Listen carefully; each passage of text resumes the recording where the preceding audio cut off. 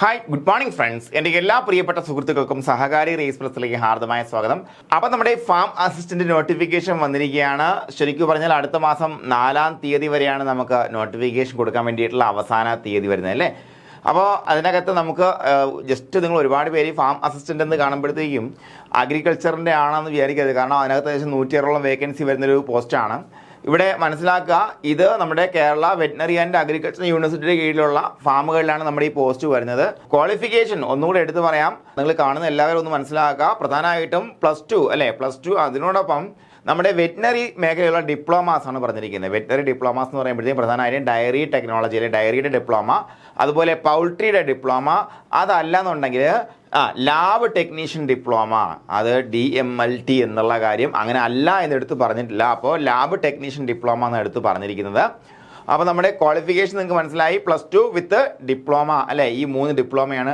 അതുപോലെ നമ്മുടെ BSc poultry production എന്ന് പറയുന്ന ക്വാളിഫിക്കേഷൻ വന്നിട്ടുണ്ട്. ഡിഗ്രി ക്വാളിഫിക്കേഷനും ഇതിൻ്റെ അടുത്ത് ഇക്വലൻസി അല്ല, ആക്ച്വലി ക്വാളിഫിക്കേഷൻ ആയിട്ട് പറഞ്ഞിട്ടുണ്ട്. അപ്പോൾ ഈ ഒരു മേഖലയിൽ പഠിച്ചിട്ടുള്ള ഒരു വളരെ കുറച്ച് ആൾക്കാർക്ക് മാത്രമുള്ള അവസരമാണ് ഈ പറഞ്ഞ ഫാം അസിസ്റ്റന്റ് എന്ന് പറയുന്ന ഒരു അവസരം. അപ്പോൾ ഇവിടെ ഈ പരീക്ഷ ആദ്യമായിട്ടാണ് PSC വിളിക്കുന്നത്. PSC വിളിക്കുമ്പോഴത്തേക്കും എന്തായിരിക്കും സിലബസ് എന്ന കാര്യത്തിൽ നിങ്ങൾക്ക് എല്ലാവർക്കും ഒരു ആശങ്കയുണ്ടായിരിക്കും. അതായത് നമ്മുടെ ക്വാളിഫിക്കേഷൻ പറയുമ്പോൾ +2 പറഞ്ഞിരിക്കുന്നു, ഓക്കെ ശരിയാണ്. +2 പറഞ്ഞതിന് ശേഷം +2 സയൻസ് എന്ന് പറഞ്ഞിട്ടില്ല അല്ലേ. അപ്പോൾ അതിനകത്ത് വ്യക്തമായിട്ട് നമുക്ക് 3 ഡിപ്ലോമ കോഴ്സുകളെ കുറിച്ച് എടുത്തു പറഞ്ഞിരിക്കുന്നു അല്ലേ. അതുപോലെ ഒരു ഡിഗ്രി കോഴ്സിനെ കുറിച്ച്, പ്രൊഫഷണൽ ആയിട്ടുള്ള ഡിഗ്രി കോഴ്സിനെ കുറിച്ച് എടുത്തു പറഞ്ഞിരിക്കുന്നു. അപ്പോൾ അതുകൊണ്ട് തന്നെ മനസ്സിലാക്കുക, ഇതൊരു ടെക്നിക്കൽ എക്സാമിനേഷൻ തന്നെയാണ്. ഈ ടെക്നിക്കൽ ക്വാളിഫിക്കേഷൻ ഉള്ളവർക്ക് മാത്രമേ ഈ പരീക്ഷ എഴുതാൻ പറ്റത്തുള്ളൂ. അപ്പോൾ ഒരു 100 മാർക്കിനും അല്ലെങ്കിൽ 90 മാർക്കിനും നമുക്ക് ഈ ടെക്നിക്കൽ ക്വാളിഫിക്കേഷനിൽ നിന്ന് വരുന്ന ഭാഗങ്ങളായിരിക്കും പഠിക്കാനുള്ളതെന്ന കാര്യത്തിൽ യാതൊരു സംശയവുമില്ല. അപ്പോൾ അങ്ങനെ ആയിരിക്കും ഇതിൻ്റെ സിലബസ് വരിക. ഇതുവരെ വന്നിട്ടുള്ള സിലബസ് ഒക്കെ എടുത്ത് പരിശോധിച്ച് കഴിഞ്ഞാൽ, പ്രത്യേകിച്ച് നമ്മൾ അഗ്രിയുടെയൊക്കെ ഫാമസിൻ്റെ സിലബസ് എടുത്ത് പരിശോധിച്ചാൽ മനസ്സിലാക്കാൻ പറ്റും ടെക്നിക്കൽ ക്വാളിഫിക്കേഷൻ എത്രത്തോളം ഇമ്പോർട്ടൻസ് ഉണ്ട് എന്നുള്ള കാര്യം. അല്ലെങ്കിൽ ടെക്നിക്കൽ ക്വാളിഫിക്കേഷൻ എങ്ങനെയാണ് ചോദ്യങ്ങൾ അല്ലെങ്കിൽ എങ്ങനെയാണ് സിലബസ് അവർ എടുത്തിരിക്കുന്നത് എന്നുള്ള കാര്യം നോക്കി മനസ്സിലാക്കി അടിപൊളിയായിട്ട് പഠിച്ചു പോയി കഴിഞ്ഞാൽ സിലബസ് വരുമ്പോഴത്തേക്കും നമുക്ക് നിർബന്ധമായിട്ടും കവർ ചെയ്യേണ്ട ടെക്നിക്കൽ ഏരിയാസ് കംപ്ലീറ്റ് കവർ ചെയ്ത് പവറായിട്ട് നമുക്ക് നിൽക്കാൻ പറ്റും. ഓക്കെ, അപ്പോൾ ഇത് നമ്മൾ ഡയറി ഡിപ്ലോമ ഇൻ ഡയറി സയൻസുമായിട്ട് ബന്ധപ്പെടുത്തിയിട്ട് വരുന്ന ഭാഗത്ത് നമുക്ക് ന്യൂട്രീഷൻ എന്ന് പറയുന്ന ഭാഗം പഠിക്കണം. നിങ്ങൾക്കറിയാമല്ലോ, ന്യൂട്രീഷൻ, തമ്പ് റൂള്, ബാക്കിയുള്ള കാര്യങ്ങളൊക്കെ നിങ്ങൾ പഠിച്ചിട്ടുള്ള ആൾക്കാരാണ്. അതേസമയം പൗൾട്രി പഠിച്ച ആൾക്കാർക്ക് ഇത് പഠിച്ചിട്ടുണ്ടാവില്ല. അതുപോലെ നമ്മുടെ ലാബ് പഠിച്ച ആൾക്കാരും ഈ ഒരു ഏരിയ പഠിച്ചിട്ടുണ്ടാവില്ല. നമുക്ക് അനിമൽ ഫിസിയോളജി കുറച്ച് പഠിക്കാനുണ്ട്, കുറച്ച് സിസ്റ്റംസ് എല്ലാം പഠിക്കാനുണ്ട്. പക്ഷേ എന്തിനെക്കുറിച്ച്, ഡൈജസ്റ്റീവ് സിസ്റ്റത്തെ കുറിച്ച് കുറച്ചും കൂടെ ഡീറ്റെയിൽഡ് ആയിട്ട് പഠിക്കാനുണ്ട്. കാരണം എന്ന് പറയുമ്പോൾ ഫീഡിങ് അല്ലേ, ഫീഡിങ് വളരെ വളരെ വളരെ ഇന്റർലിങ്ക്ഡ് ആണ് ഈ ഒരു കാര്യവുമായിട്ട്, എന്ത് ഫാമസിസ്റ്റൻ്റെ ജോലിയുമായിട്ട് ബന്ധപ്പെടുത്തി അല്ലേ. ഏറ്റവും ഇമ്പോർട്ടൻസ്, അറ്റ്മോസ്റ്റ് ഇമ്പോർട്ടൻസ് ഉള്ളൊരു കാര്യം എന്ന് വേണമെങ്കിൽ പറയാം. ഒരു ഫാമിൻ്റെ വിജയകരമായ പ്രവർത്തനത്തിന് നമ്മൾ ഏറ്റവും കൂടുതൽ ശ്രദ്ധിക്കേണ്ട കാര്യമാണ് എന്ത്, ഫീഡിങ് എന്ന് പറഞ്ഞത്. എന്തുകൊണ്ടെന്നാൽ ഒരു ഫാമിൻ്റെ വരുമാനം അല്ലെങ്കിൽ അതിൻ്റെ ഇക്കണോമിക് വയബിലിറ്റി എന്ന് പറയുന്നത് എന്തിൻ്റെ അടിസ്ഥാനത്തിൽപ്പെടുത്തിയിരിക്കുന്നത് മക്കളെ? അത്രയേ എന്താണ് അവിടെ നിന്ന് കിട്ടുന്ന മിൽക്കിൻ്റെ പ്രൈസിൻ്റെ അല്ലേ. മിൽക്കിൻ്റെ പ്രൈസ് എന്ന് പറയുമ്പോഴത്തേക്കും പ്രധാനമായിട്ട് മിൽക്കിൻ്റെ പ്രൈസ് നിർണ്ണയിക്കുന്ന ഘടകം ഏതാ? അതിൻ്റെ ക്വാണ്ടിറ്റി തന്നെയാണ് അല്ലേ. മിൽക്കിൻ്റെ പ്രൈസ് നിർണ്ണയിക്കുന്ന ഘടകം എന്ന് വെച്ചാൽ ക്വാണ്ടിറ്റി ആണോ എന്ന് വെച്ചാൽ അല്ല എന്ന് വേണമെങ്കിൽ പറയാം. എന്താ കാര്യം? അതിൻ്റെ SNF കണ്ടന്റാണ് പ്രൈസ് നിർണ്ണയിക്കുന്ന ഘടകം. പക്ഷേ ഞാൻ പറഞ്ഞു വന്നത്, ഒരു ഫാമിൻ്റെ വയബിലിറ്റി വേണമെന്നുണ്ടെങ്കിൽ കൂടുതൽ SNF ഉള്ള 10 ലിറ്റർ മിൽക്ക് ഉണ്ടാക്കിയാൽ മതിയോ? പോരാ അല്ലേ. ഫാമിന് വയബിളായിട്ട് നിൽക്കാൻ ആവശ്യത്തിന് മിൽക്ക് ഉണ്ടാക്കിയെടുക്കണം. അത് വിറ്റ് എന്തുണ്ടാകണം? ആവശ്യത്തിന് വരുമാനം ഉണ്ടായി വരണം. അപ്പോൾ വരുമാനം ഉണ്ടാകുന്നതിൽ നിന്നും പലപ്പോഴും നമ്മുടെ കർഷകരെ പിന്നോട്ട് നയിക്കുന്ന സുപ്രധാനമായ ഘടകം എന്താണെന്ന് വെച്ച് കഴിഞ്ഞാൽ തീറ്റിയിലുള്ള നിയന്ത്രണമില്ലായ്മ എന്നുള്ളതാണ്. എന്ത് കൊടുക്കണം, എത്ര കൊടുക്കണം എന്ന കാര്യത്തെക്കുറിച്ച് വ്യക്തമായ അറിവില്ലായ്മ അല്ലേ. പലരും നമ്മുടെ പശുക്കളെല്ലാം നമ്മുടെ മക്കളായിട്ടാണ് കാണുന്നത്. അപ്പോൾ ഒരു കുട്ടിക്ക് മീൻ പൊരിച്ചതും കൊടുത്തതിന് ശേഷം മറ്റേ കുട്ടിക്ക് മീൻ കൊടുക്കാതെ ചോറ് മാത്രം കൊടുത്ത് നമുക്ക് സങ്കടം വരികയല്ലേ? വരും. അപ്പോൾ നമ്മൾ പശുവിന് തീറ്റ കൊടുക്കാൻ ചെല്ലുമ്പോഴത്തേക്കും അയ്യോ എൻ്റെ 2 മക്കൾ നിൽക്കുന്നു, അയ്യോ ഇവക്കൊന്നും കൊടുത്തില്ല, അതുകൊണ്ട് അവൾക്കും കുറേ പിണ്ണാക്ക് വാരി കൊടുത്ത്. അവൾ പ്രഗ്നൻ്റ് ആയിട്ട് നിൽക്കുക. അവൾ പ്രസവിക്കാറായി നിൽക്കുക. ശരി, സമ്മതിച്ചു, പ്രസവത്തിന് റേഷൻ കൊടുക്കണം. പക്ഷേ തൊട്ടടുത്ത് നിൽക്കുന്ന ആൾ പ്രസവിച്ചതിന് ശേഷം 25 ലിറ്റർ ഡെയിലി തന്നുകൊണ്ടിരിക്കുന്ന ആളാണ്. 2 പേർക്ക് ഒരുപാട് തീറ്റ കൊടുത്ത കാര്യം നടക്കോ? ഇല്ല. കൊടുത്ത 2 പേരും തിന്നും അല്ലേ. പക്ഷെ നമുക്ക് കൃത്യമായിട്ട് ഔട്ട്പുട്ട് അല്ലെങ്കിൽ ഔട്ട്കം കിട്ടുന്ന സ്ഥലങ്ങൾ മനസ്സിലാക്കി അല്ലെങ്കിൽ നമ്മുടെ നഷ്ടം കുറച്ചിട്ട് കൃത്യമായിട്ട് ഫീഡ് പ്ലാൻ ചെയ്യാത്തൊരു ഫാമിനെ സംബന്ധിച്ചിടത്തോളം എപ്പോൾ പൂട്ടിയെന്ന് ചോദിച്ചാൽ മതി. അപ്പോൾ അതുകൊണ്ട് തന്നെ feeds and feeding utmost importance ഉള്ള കാര്യമാണ്. എവിടെ പോയാലും നമ്മൾ എന്ത് ചെയ്യണം? അത് പഠിച്ചിരിക്കണം. അതിന് മുന്നോടിയായിട്ട് നമ്മൾ എന്ത് പഠിച്ചിരിക്കണം? ഡൈജസ്റ്റീവ് അനാട്ടമി ഓഫ് കാറ്റലിനെ കുറിച്ച് വ്യക്തമായ ധാരണ നമുക്ക് വേണം. അപ്പോൾ എല്ലാവർക്കും ഒരിക്കൽ കൂടി സഹകാരി റേസ് പ്ലസിലേക്ക് സ്വാഗതം. സഹകാരി നിങ്ങൾ ഒരുപക്ഷെ കേട്ടിട്ടുള്ള സ്ഥാപനമായിരിക്കാം, അല്ലെങ്കിൽ പുതുതായി കേൾക്കുന്ന സ്ഥാപനമായിരിക്കാം. എന്നാൽ സ്ഥാപനത്തെയും എന്നെ ഒന്ന് പരിചയപ്പെടുത്താൻ. എൻ്റെ പേര് ശ്യാം എന്നാണ്. നിലവിൽ സഹകാരി എന്ന സ്ഥാപനത്തിൻ്റെ കോസ്റ്റ് ഡയറക്ടറായിട്ട് പ്രവർത്തിച്ചുകൊണ്ടിരിക്കുന്ന വ്യക്തിയാണ്. അതുപോലെ ഞാൻ ബേസിക്കലി ഈ ഒരു മേഖലയിലേക്ക്, അതായത് ഈ ഒരു PSC കോച്ചിങ് മേഖലയിലേക്ക് കൊണ്ടുവരുന്നത് തന്നെ ലൈഫ് സ്റ്റോക്ക് ഇൻസ്പെക്ടർ പരീക്ഷയിൽ പരിശീലനം കൊടുത്തുകൊണ്ടാണ്. അപ്പോൾ ലൈഫ് സ്റ്റോക്ക് ഇൻസ്പെക്ടർ പരീക്ഷ എന്ന് പറയുമ്പോൾ നിങ്ങൾക്ക് കുറേ പേർക്ക് അറിയാമായിരിക്കും. കാരണം നിങ്ങളുടെ ഭൂരിഭാഗം പേരും വൊക്കേഷണൽ ഹയർ സെക്കൻഡറി ഡയറിങ്ങോ ഒക്കെ പഠിച്ചിട്ടുള്ള ആൾക്കാരായിരിക്കും അല്ലേ. വൊക്കേഷണൽ ഹയർ സെക്കൻഡറിക്കാർക്ക് വരുന്ന ഒരു വലിയ ഓപ്പർച്യൂണിറ്റി ലൈഫ് സ്റ്റോക്ക് ഇൻസ്പെക്ടർ എന്ന് പറയുമ്പോൾ, ഞാനും ഒരു വൊക്കേഷണൽ ഹയർ സെക്കൻഡറിക്കാരനാണ്. അങ്ങനെ VHSC പഠിച്ചതിന് ശേഷം ജോലി പ്രവേശിച്ച ഒരു വ്യക്തിയാണ്. എന്നെ നിലവിൽ ഒരുപക്ഷെ ഈ ഒരു സിറ്റുവേഷനിൽ ഇവിടെ നിൽക്കാൻ പ്രാപ്തനാക്കുന്നത് എന്താണെന്ന് വെച്ച് കഴിഞ്ഞാൽ, ഞാൻ ആദ്യമായിട്ട് നമ്മുടെ കുറച്ച് സുഹൃത്തുക്കളെ, നമ്മുടെ ലൈഫ് സ്റ്റോക്ക് പഠിച്ച സുഹൃത്തുക്കളെ സഹായിക്കാൻ വേണ്ടി ഇറങ്ങി എന്നുള്ള ഒറ്റ കാരണം കൊണ്ട് തന്നെ ആയിരിക്കും. ആ ഒരു കാരണം കൊണ്ട് തന്നെയാണ് നമുക്ക് ഈ കഴിഞ്ഞ പരീക്ഷകൾ എന്ന് പറയുമ്പോഴത്തേക്കും ശരിക്കും പറഞ്ഞാൽ 2019 നടന്ന ലൈഫ് സ്റ്റോക്ക് ഇൻസ്പെക്ടർ പരീക്ഷയിലാണ് പ്രധാനമായിട്ടും ഞാൻ പരിശീലന രംഗത്തേക്ക് വരുന്നത്. അപ്പോൾ നമ്മുടെ സ്ഥാപനം ട്രിവാൻഡ്രം ആസ്ഥാനമായി പ്രവർത്തിക്കുന്ന 8 പ്ലാറ്റ്ഫോം ആണ്. അപ്പോൾ നമുക്ക് അങ്ങനെ ആ ഒരു പരീക്ഷയിൽ 2019 നടന്ന പരീക്ഷയിൽ മൊത്തം 7 ജില്ലകളിൽ നമ്മുടെ കുട്ടികൾ ഫസ്റ്റ് റാങ്ക് വാങ്ങുന്ന ഒരു മാസ്മരികമായ നിമിഷത്തിലേക്ക് കൊണ്ടുപോകാൻ പറ്റി നമ്മുടെ കാര്യങ്ങൾ. അവിടെ ഏറ്റവും കൂടുതൽ ഞാനും സഹകാരിയും കടപ്പെട്ടിരിക്കുന്നത് എൻ്റെ കുട്ടികളോടാണ്.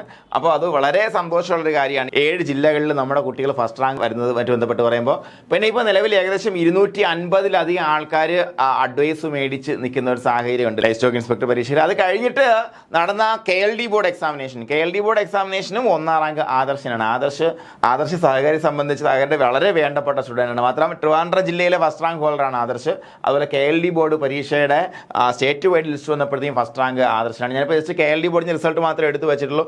അതുപോലെ 2-ാം റാങ്ക് ഹോൾഡർ ചിഞ്ചു, നമ്മുടെ പാലക്കാട് സ്വദേശിയായ ചിഞ്ചു, അവരൊക്കെ ഇപ്പോൾ KLD ബോർഡിലാണ് ഇപ്പോൾ ചിഞ്ചു നിലയിൽ വർക്ക് ചെയ്തുകൊണ്ടിരിക്കുന്നത്. അതുപോലെ പിന്നെ വരുന്നത് 4-ാം റാങ്ക് സാജിദ, അദ്ദേഹവും KLD ബോർഡിൽ ഇപ്പോൾ അഡ്വൈസ് മേടിച്ചു, മലപ്പുറം സ്വദേശിയായിട്ടുള്ള സാജിദ.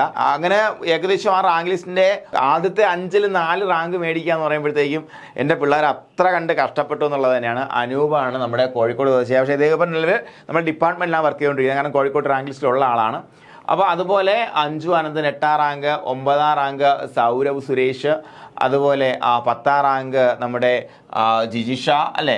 അപ്പോൾ അങ്ങനെ ഫുള്ളെടുത്ത് വെക്കുന്നില്ല, നമുക്ക് ഒരുപാട് സമയം പോകും. എന്തായാലും എനിക്ക് ഇത്രേ പറയാനുള്ളൂ. നിങ്ങൾ ഇതേപോലെ നമുക്ക് ഈ വരാൻ പോകുന്ന ഫാമസിൻ്റെ പരീക്ഷയുടെ 1, 2, 3, 4, 5, 6 അല്ലെ, ഇങ്ങനെ നിരന്നിരിക്കണം നമ്മുടെ കുട്ടികൾ.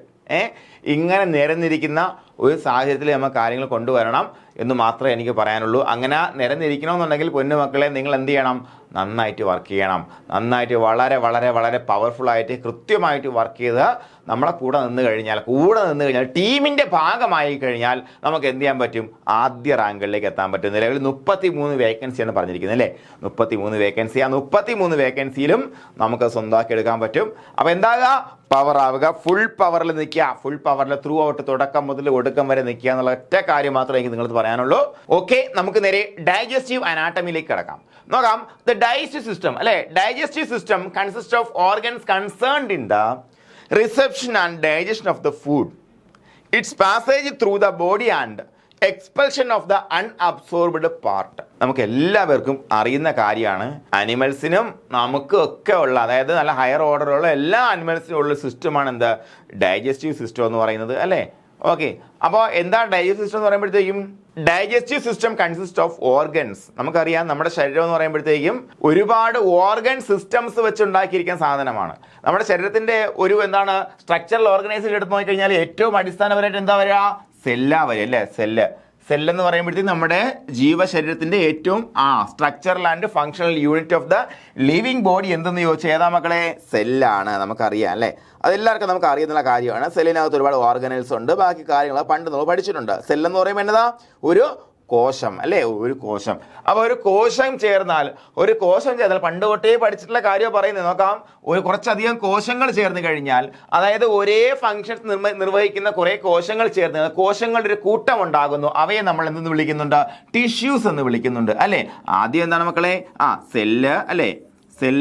സെല്ല് കഴിഞ്ഞാൽ എന്താണ് മക്കളെ? ടിഷ്യൂസ് അല്ലേ. ടിഷ്യൂസ്. ഉദാഹരണത്തിന് നമ്മുടെ സ്കിൻ എടുത്തു കഴിഞ്ഞാൽ അതിൻ്റെ പുറമെ എന്തുണ്ട്? എപ്പിത്തീലിയൽ സെൽസ് ഉണ്ട്. എപ്പിത്തീലിയൽ സെൽസ് പോലെയുള്ള സെൽസ് ആണോ എവിടെ ഇരിക്കുന്നത്? നമ്മുടെ രുചിമുഖങ്ങളിരിക്കുന്ന അല്ല. അതുപോലെയാണോ നമ്മുടെ മുടിയിലിരിക്കുന്ന? അല്ല. അതുപോലെയാണോ ഇനാമൽ? അല്ല. ഓരോ സെല്ലിനും വ്യത്യാസമുണ്ട്. അപ്പോൾ എപ്പിത്തീലിയൽ സെൽസ് ഒരുമിച്ച് അതിൻ്റെ ഡെർമസിന്റെ ടിഷ്യൂ ഉണ്ടാവും അല്ലേ. ഡെർമിസിന്റെ ടിഷ്യൂ ഉണ്ടാവും എന്ന് വെച്ചോ.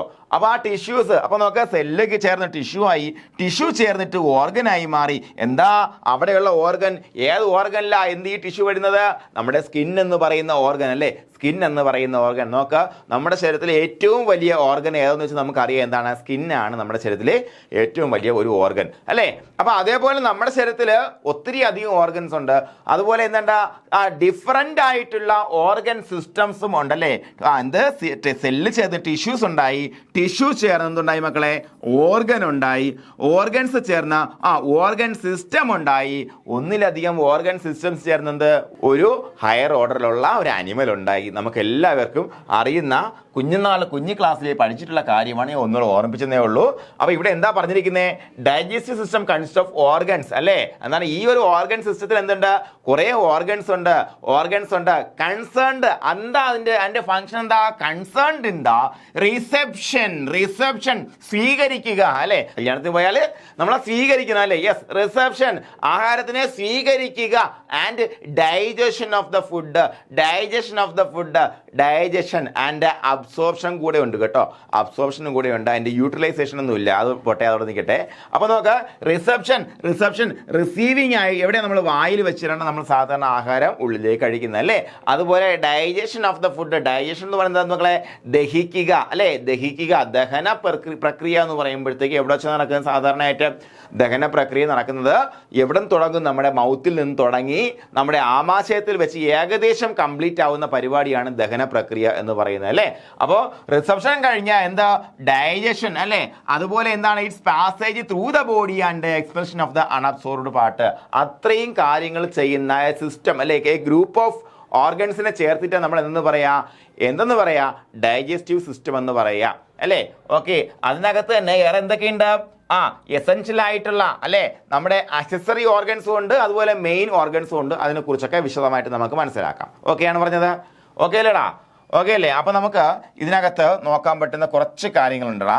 ഓക്കെ, അപ്പോൾ എന്താണ് അലിമെന്ററി കനാൽ എന്താണെന്ന് നമ്മൾ മനസ്സിലാക്കിയിരിക്കണം. എന്താ അലിമെന്ററി കനാൽ എന്ന് പറഞ്ഞാൽ? അലിമെന്ററി കനാൽ എന്ന് പറഞ്ഞാൽ നമുക്കുള്ളത് പോലെ തന്നെയാണ് മിക്കവാറും എല്ലാ ആനിമൽസിലും. നോക്കാം, ഒരു കനാലാണ്, ഒരു ട്യൂബാണ്. It's a muscular tube like structure extending from the lips to the anus അല്ലേ. നമ്മൾ ക്യാറ്റിലിന്റെ ഭാഗം എടുത്തു കഴിഞ്ഞാൽ കണ്ടോ, ലിപ്സിൽ തുടങ്ങി ഏനസിൽ അവസാനിക്കുന്ന ഒരു മസ്കുലാർ ട്യൂബിനെയാണ് നമ്മൾ എന്ന് വിളിക്കുക അലിമെന്ററി കനാൽ എന്ന് വിളിക്കുക. അതിന് നമ്മളാണെന്നുണ്ടെങ്കിലും അലിമെന്ററി കനാൽ എന്ന് പറഞ്ഞാൽ അർത്ഥം മാത്രമേ ഉള്ളൂ. ലിപ്സിൽ തുടങ്ങി ഏനസിൽ അവസാനിക്കുന്ന ഒരു മസ്കുലാർ ട്യൂബ് അല്ലേ.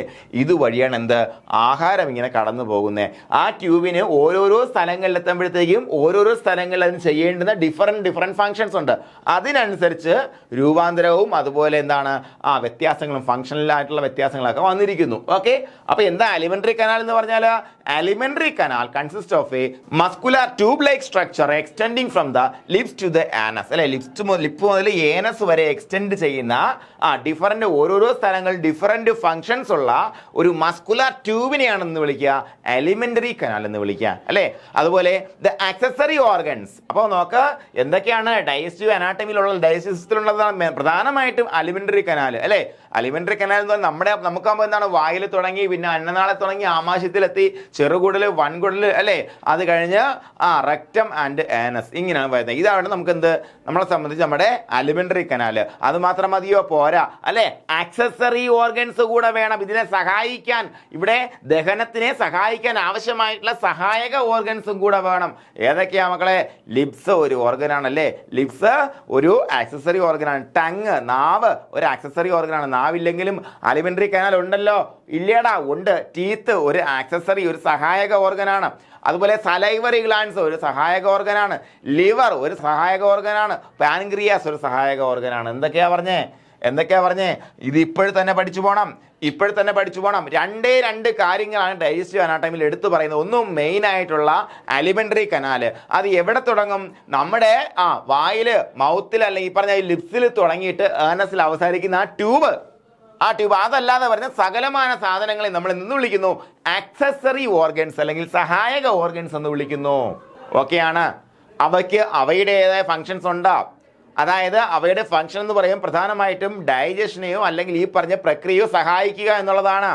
ഇതിൻ്റെ അടുത്തിരിക്കുന്നു, അതിൻ്റെ ജോലി മറ്റൊന്നാണ് എന്ന് കരുതി എന്തായിട്ട് വരുന്നില്ല, അത് ഡൈജസ്റ്റീവ് സിസ്റ്റത്തിൻ്റെ ആക്സസറി ഓർഗനായിട്ട് വരില്ല. ക്ലിയർ ആണ് പറഞ്ഞത്? ക്ലിയർ അല്ലേടാ?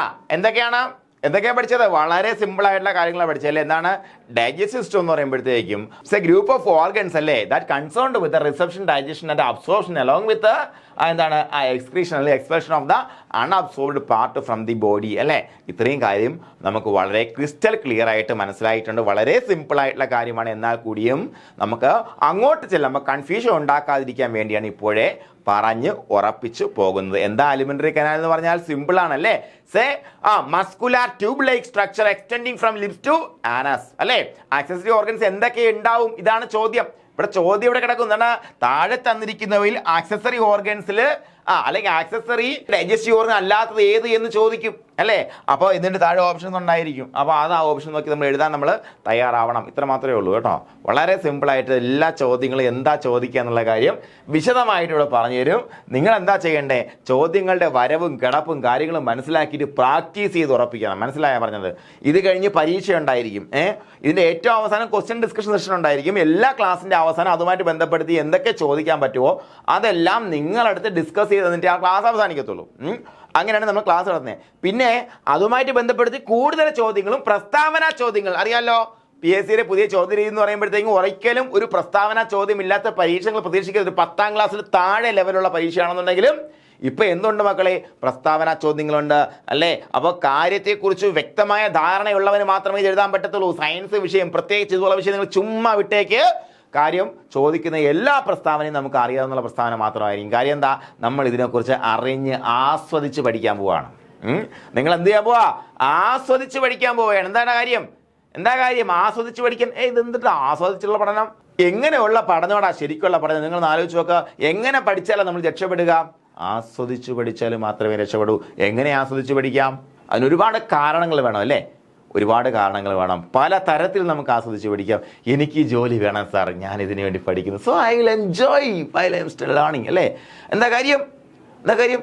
നമ്മൾ ഒരു ക്ലാസ് പഠിച്ചു കഴിഞ്ഞിട്ട് അതുമായി ബന്ധപ്പെട്ട പരീക്ഷ എഴുതി എനിക്ക് ഫസ്റ്റ് റാങ്ക് അല്ലെങ്കിൽ എനിക്ക് ഫുള്ള് മാർക്ക് മേടിക്കുമ്പോഴത്തേക്കും നമുക്കൊരു തോന്നലുണ്ടാവും. എന്ത് തോന്നല്? ഞാൻ എൻ്റെ ജോലിയിലേക്കുള്ള ഒരു സ്റ്റെപ്പ് കംപ്ലീറ്റ് ആയി കയറി കഴിഞ്ഞു എന്നൊരു തോന്നല്. സോ വിൽ ഫീൽ ലൈക്ക് എന്താണ്, നമുക്കൊരു വിന്നറെ പോലെ ഓരോ നിമിഷവും ഓരോ ദിവസവും ഫീൽ ചെയ്യാൻ പറ്റും അല്ലേ? അങ്ങനെ നമുക്ക് ആസ്വദിച്ച് പഠിച്ചു പോകാൻ പറ്റും. അപ്പോൾ നിങ്ങൾ എന്താ പറയാനുള്ളത്? നിങ്ങൾ ആസ്വദിച്ച് പഠിക്കാൻ പോവാണ്. നമുക്ക് നോക്കാം. ആസ്വദിച്ച് പഠിക്കുന്നതിനെ സംബന്ധിച്ചുള്ള അവൻ്റെ എല്ലാ പ്രസ്താവനയും കൃത്യമായിട്ട് കിട്ടുകയും ചെയ്യും. ഒരു സംശയം വേണ്ട. നോക്കാം. മൗത്ത് അല്ലെങ്കിൽ ഓറൽ ക്യാവിറ്റി. ഫസ്റ്റ് നമുക്ക് ഓറൽ ക്യാവിറ്റി നിന്ന് തുടങ്ങാം. നമ്മളെ സംബന്ധിച്ച് ഓറൽ ക്യാവിറ്റി എന്ന് പറയുമ്പോൾ ഒന്ന് മാറി നോക്കിയാൽ എല്ലാവരും. ഫ്രണ്ടിൽ കർട്ടൻ എന്ന് പറയുമ്പോൾ ലിപ്സ് ആണ്, മുകളിലും താഴെയും. ബാക്കിലത്തെ കർട്ടൻ എന്ന് പറയുമ്പോൾ ഏതാ? യൂളയാണല്ലേ? യൂള എന്ന് പറയുന്ന ഭാഗം ഇങ്ങനെ കവർ ചെയ്ത് കിടപ്പുണ്ട്. അത് ഇപ്പോൾ നമ്മൾ ഒരു ഉരുള വിഴുങ്ങുമ്പോൾ അല്ലെങ്കിൽ നമ്മൾ അപ്പോഴേ ഓപ്പണായി, അല്ലാതെ എല്ലാ സമയത്തും ഇങ്ങനെ ഇരിക്കും. നമുക്ക് മൂക്ക് വഴി ശ്വാസം പിടിക്കുമ്പോഴത്തേക്ക് ഇങ്ങനെ വരില്ലല്ലോ. ഒന്ന് ശ്വാസം പിടിച്ച് നോക്കണേ. അപ്പോൾ മനസ്സിലായി യൂള എപ്പോഴൊക്കെ തുറക്കുക എപ്പോഴൊക്കെ അടയുന്നേ നോക്കാം. അതൊക്കെ ഞാൻ സമയത്ത് പറഞ്ഞുതരാം. അപ്പോൾ നോക്കാം. മൗത്ത് അല്ലെങ്കിൽ oral cavity. The opening of mouth is closed by lips and the back portion is continued into the pharynx. എന്താണ്? എന്താണ്? Opening of the mouth is closed by lips. ഇതെല്ലാവർക്കും അറിയാവുന്ന കാര്യമുണ്ട്, ഞാൻ പറഞ്ഞു തരേണ്ട കാര്യമില്ല അല്ലേ?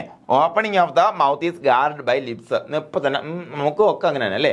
Back portion is continued to the pharynx. Pharynx എന്ന് പറയുമ്പോൾ ഫാരിങ്സിന് ഒരു പ്രത്യേകതയുണ്ട്. എപ്പോഴും ഇതുപോലുള്ള പരീക്ഷകളിൽ അനാട്ടമിൻ്റെ ഭാഗത്ത് നിന്ന് ചോദിക്കുന്ന ഒരു ചോദ്യമാണ്. അതായത് എയറിൻ്റെയും ഫുഡിൻ്റെയും കോമൺ പാസേജ് ഏത് എന്ന് ചോദിക്കാറുണ്ട്. അതിൻ്റെ ഉത്തരമാണ് ഫാരിങ്സ്.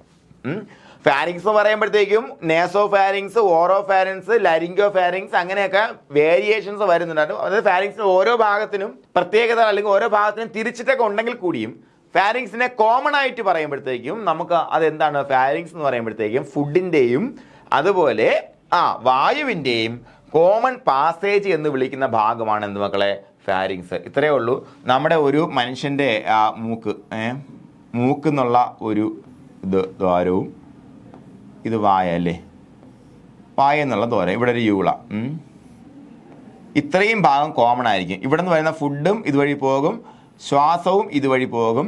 ഇവിടെ വരുമ്പോഴത്തേക്കും ബാക്കിൽ എന്ത് കിട്ടും? ഒരു അന്നനാളവും ഫ്രണ്ടിൽ ഒരു വിൻഡ് പൈപ്പും. ഓക്കെ, ഇവിടെ വന്നിട്ടാണ് വായു നേരെ ഇങ്ങോട്ടും പോകും, ഫുഡ് നേരെ ഇങ്ങോട്ടും പോകും. ഇതാണ് സംഭവിക്കുന്നത്. മനസ്സിലായ?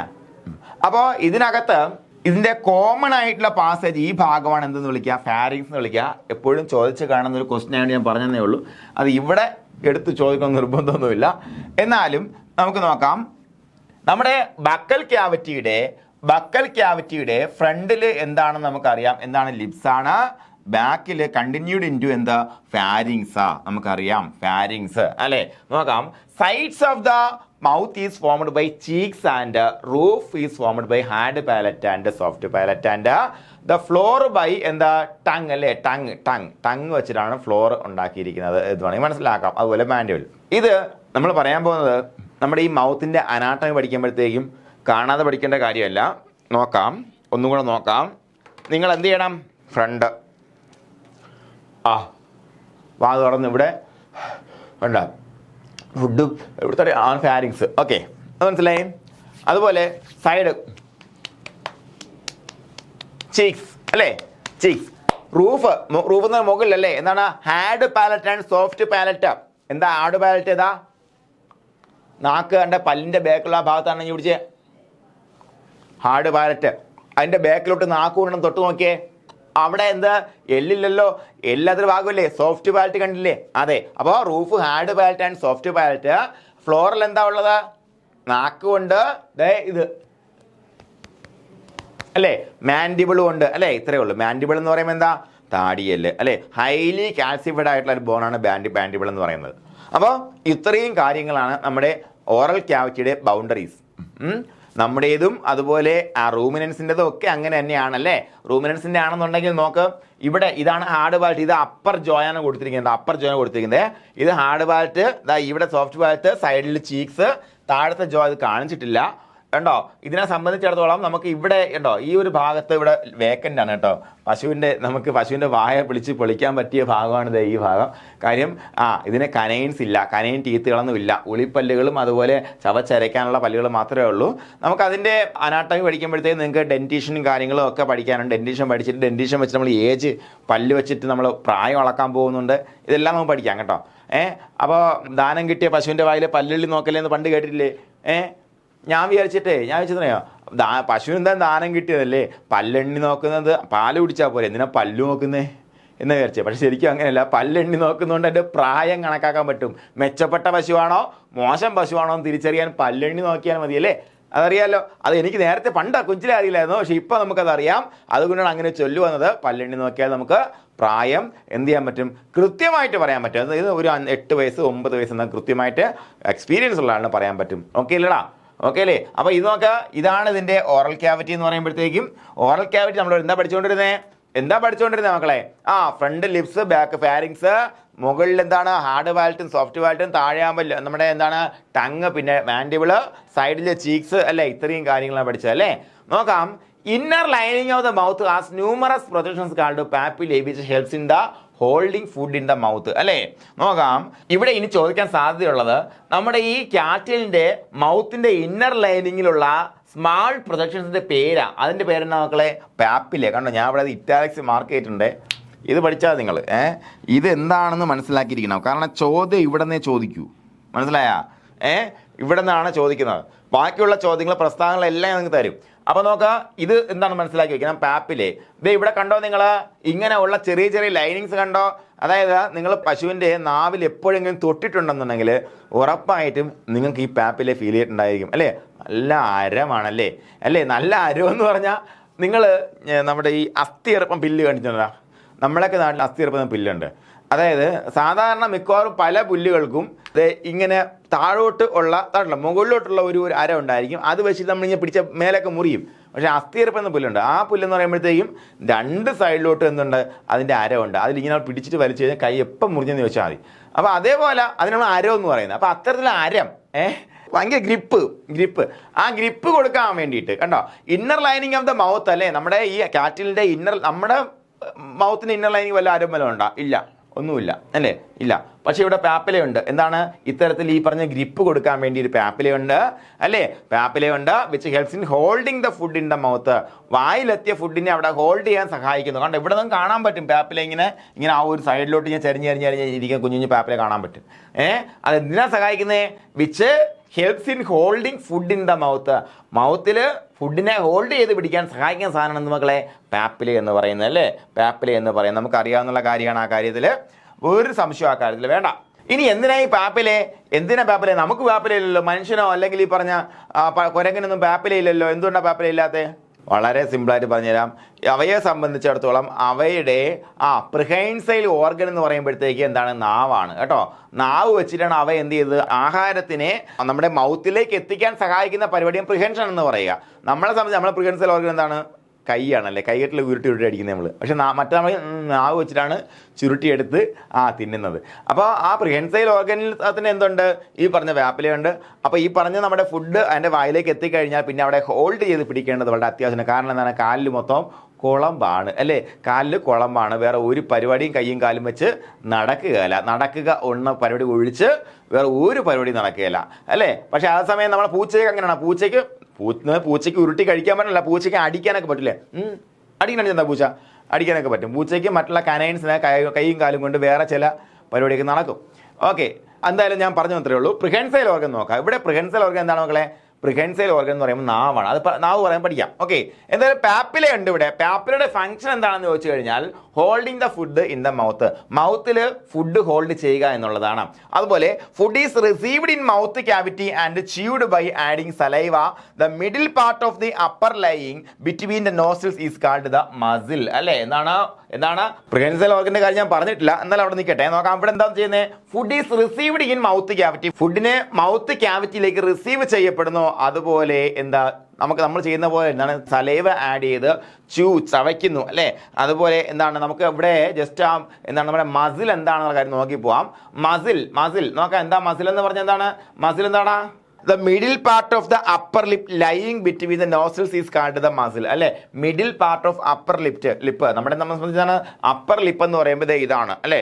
അപ്പർ ലിപ്പ് പിന്നെ നോസ്ട്രലിന്റെ ഒരു ഭാഗം ചേർന്നുകൊണ്ടാണ് പശുവിനെ സംബന്ധിച്ചോ അല്ലെങ്കിൽ ഈ പറഞ്ഞ റൂമിനൻസിന്റെ ഒക്കെ മസിൽ ഉണ്ടായിരിക്കുന്നത്. ഇതാണ് മസിൽ. നമുക്കറിയാം ഈ മസിലിനൊരു പ്രത്യേകതയുണ്ട്.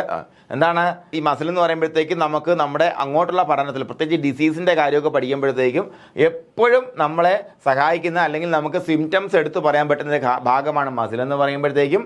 ഒരു ഹെൽത്തി ആയിട്ടുള്ള അനിമൽ ആണെന്നുണ്ടെങ്കിൽ ശ്രദ്ധിക്കുക, ഒരു അനിമൽ ഹെൽത്തി ആണെന്നുണ്ടെങ്കിൽ പെട്ടെന്ന് നമുക്ക് കണ്ടാൽ മനസ്സിലാക്കാൻ പറ്റും മസിൽ നല്ല മോയിസ്റ്റ് ആയിരിക്കും, അത്യാവശ്യം നനവുള്ള നല്ല സോഫ്റ്റ് ആയിട്ടുള്ള നല്ല ക്ലിയർ ആയിട്ടുള്ള മസിലായിരിക്കും. അങ്ങനെയാണെങ്കിൽ നമുക്ക് ആനിമൽ ഹെൽത്തി ആണെന്ന് ഒറ്റ നോട്ടത്തിൽ ഉറപ്പിക്കാൻ പറ്റുന്ന ഒരു ഭാഗമാണ് മസിൽ കേട്ടോ. നോക്ക്, ശ്രദ്ധിക്കുക. മറ്റൊരു പ്രത്യേകതയുണ്ട് മസിലിന്.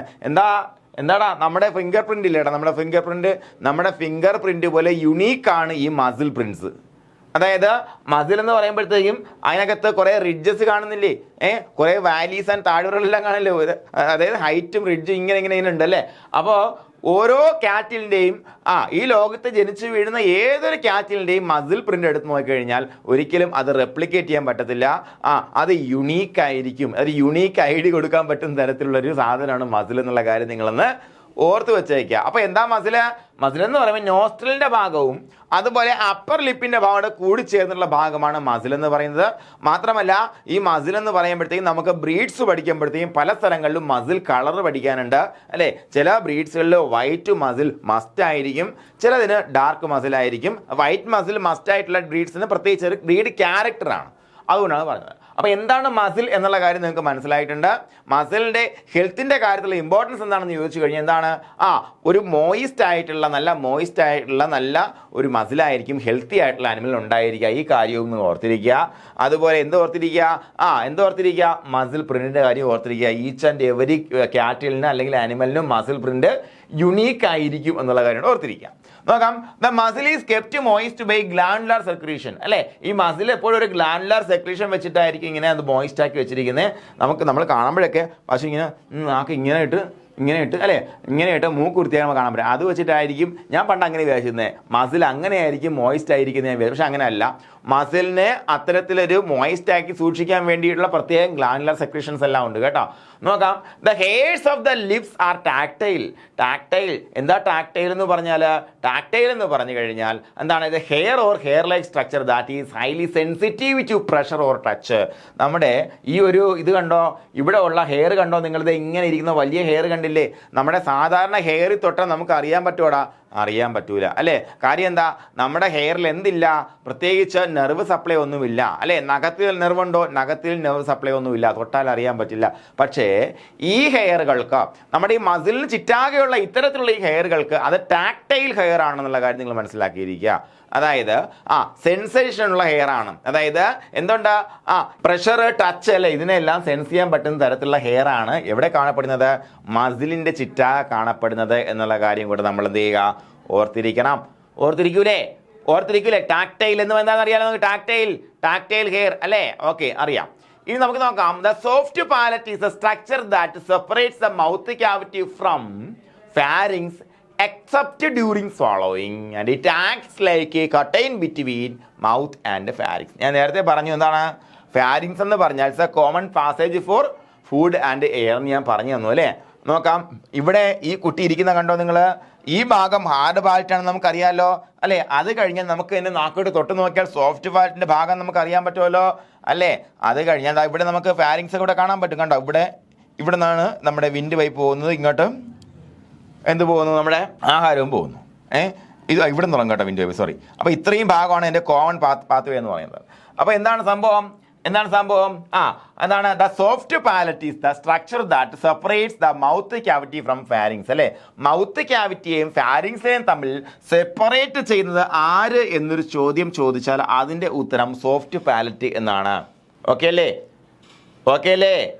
ഒന്നുകൂടെ ശ്രദ്ധിച്ചോ, ക്വസ്റ്റ്യൻ പിടിച്ചോ. എന്താണ്?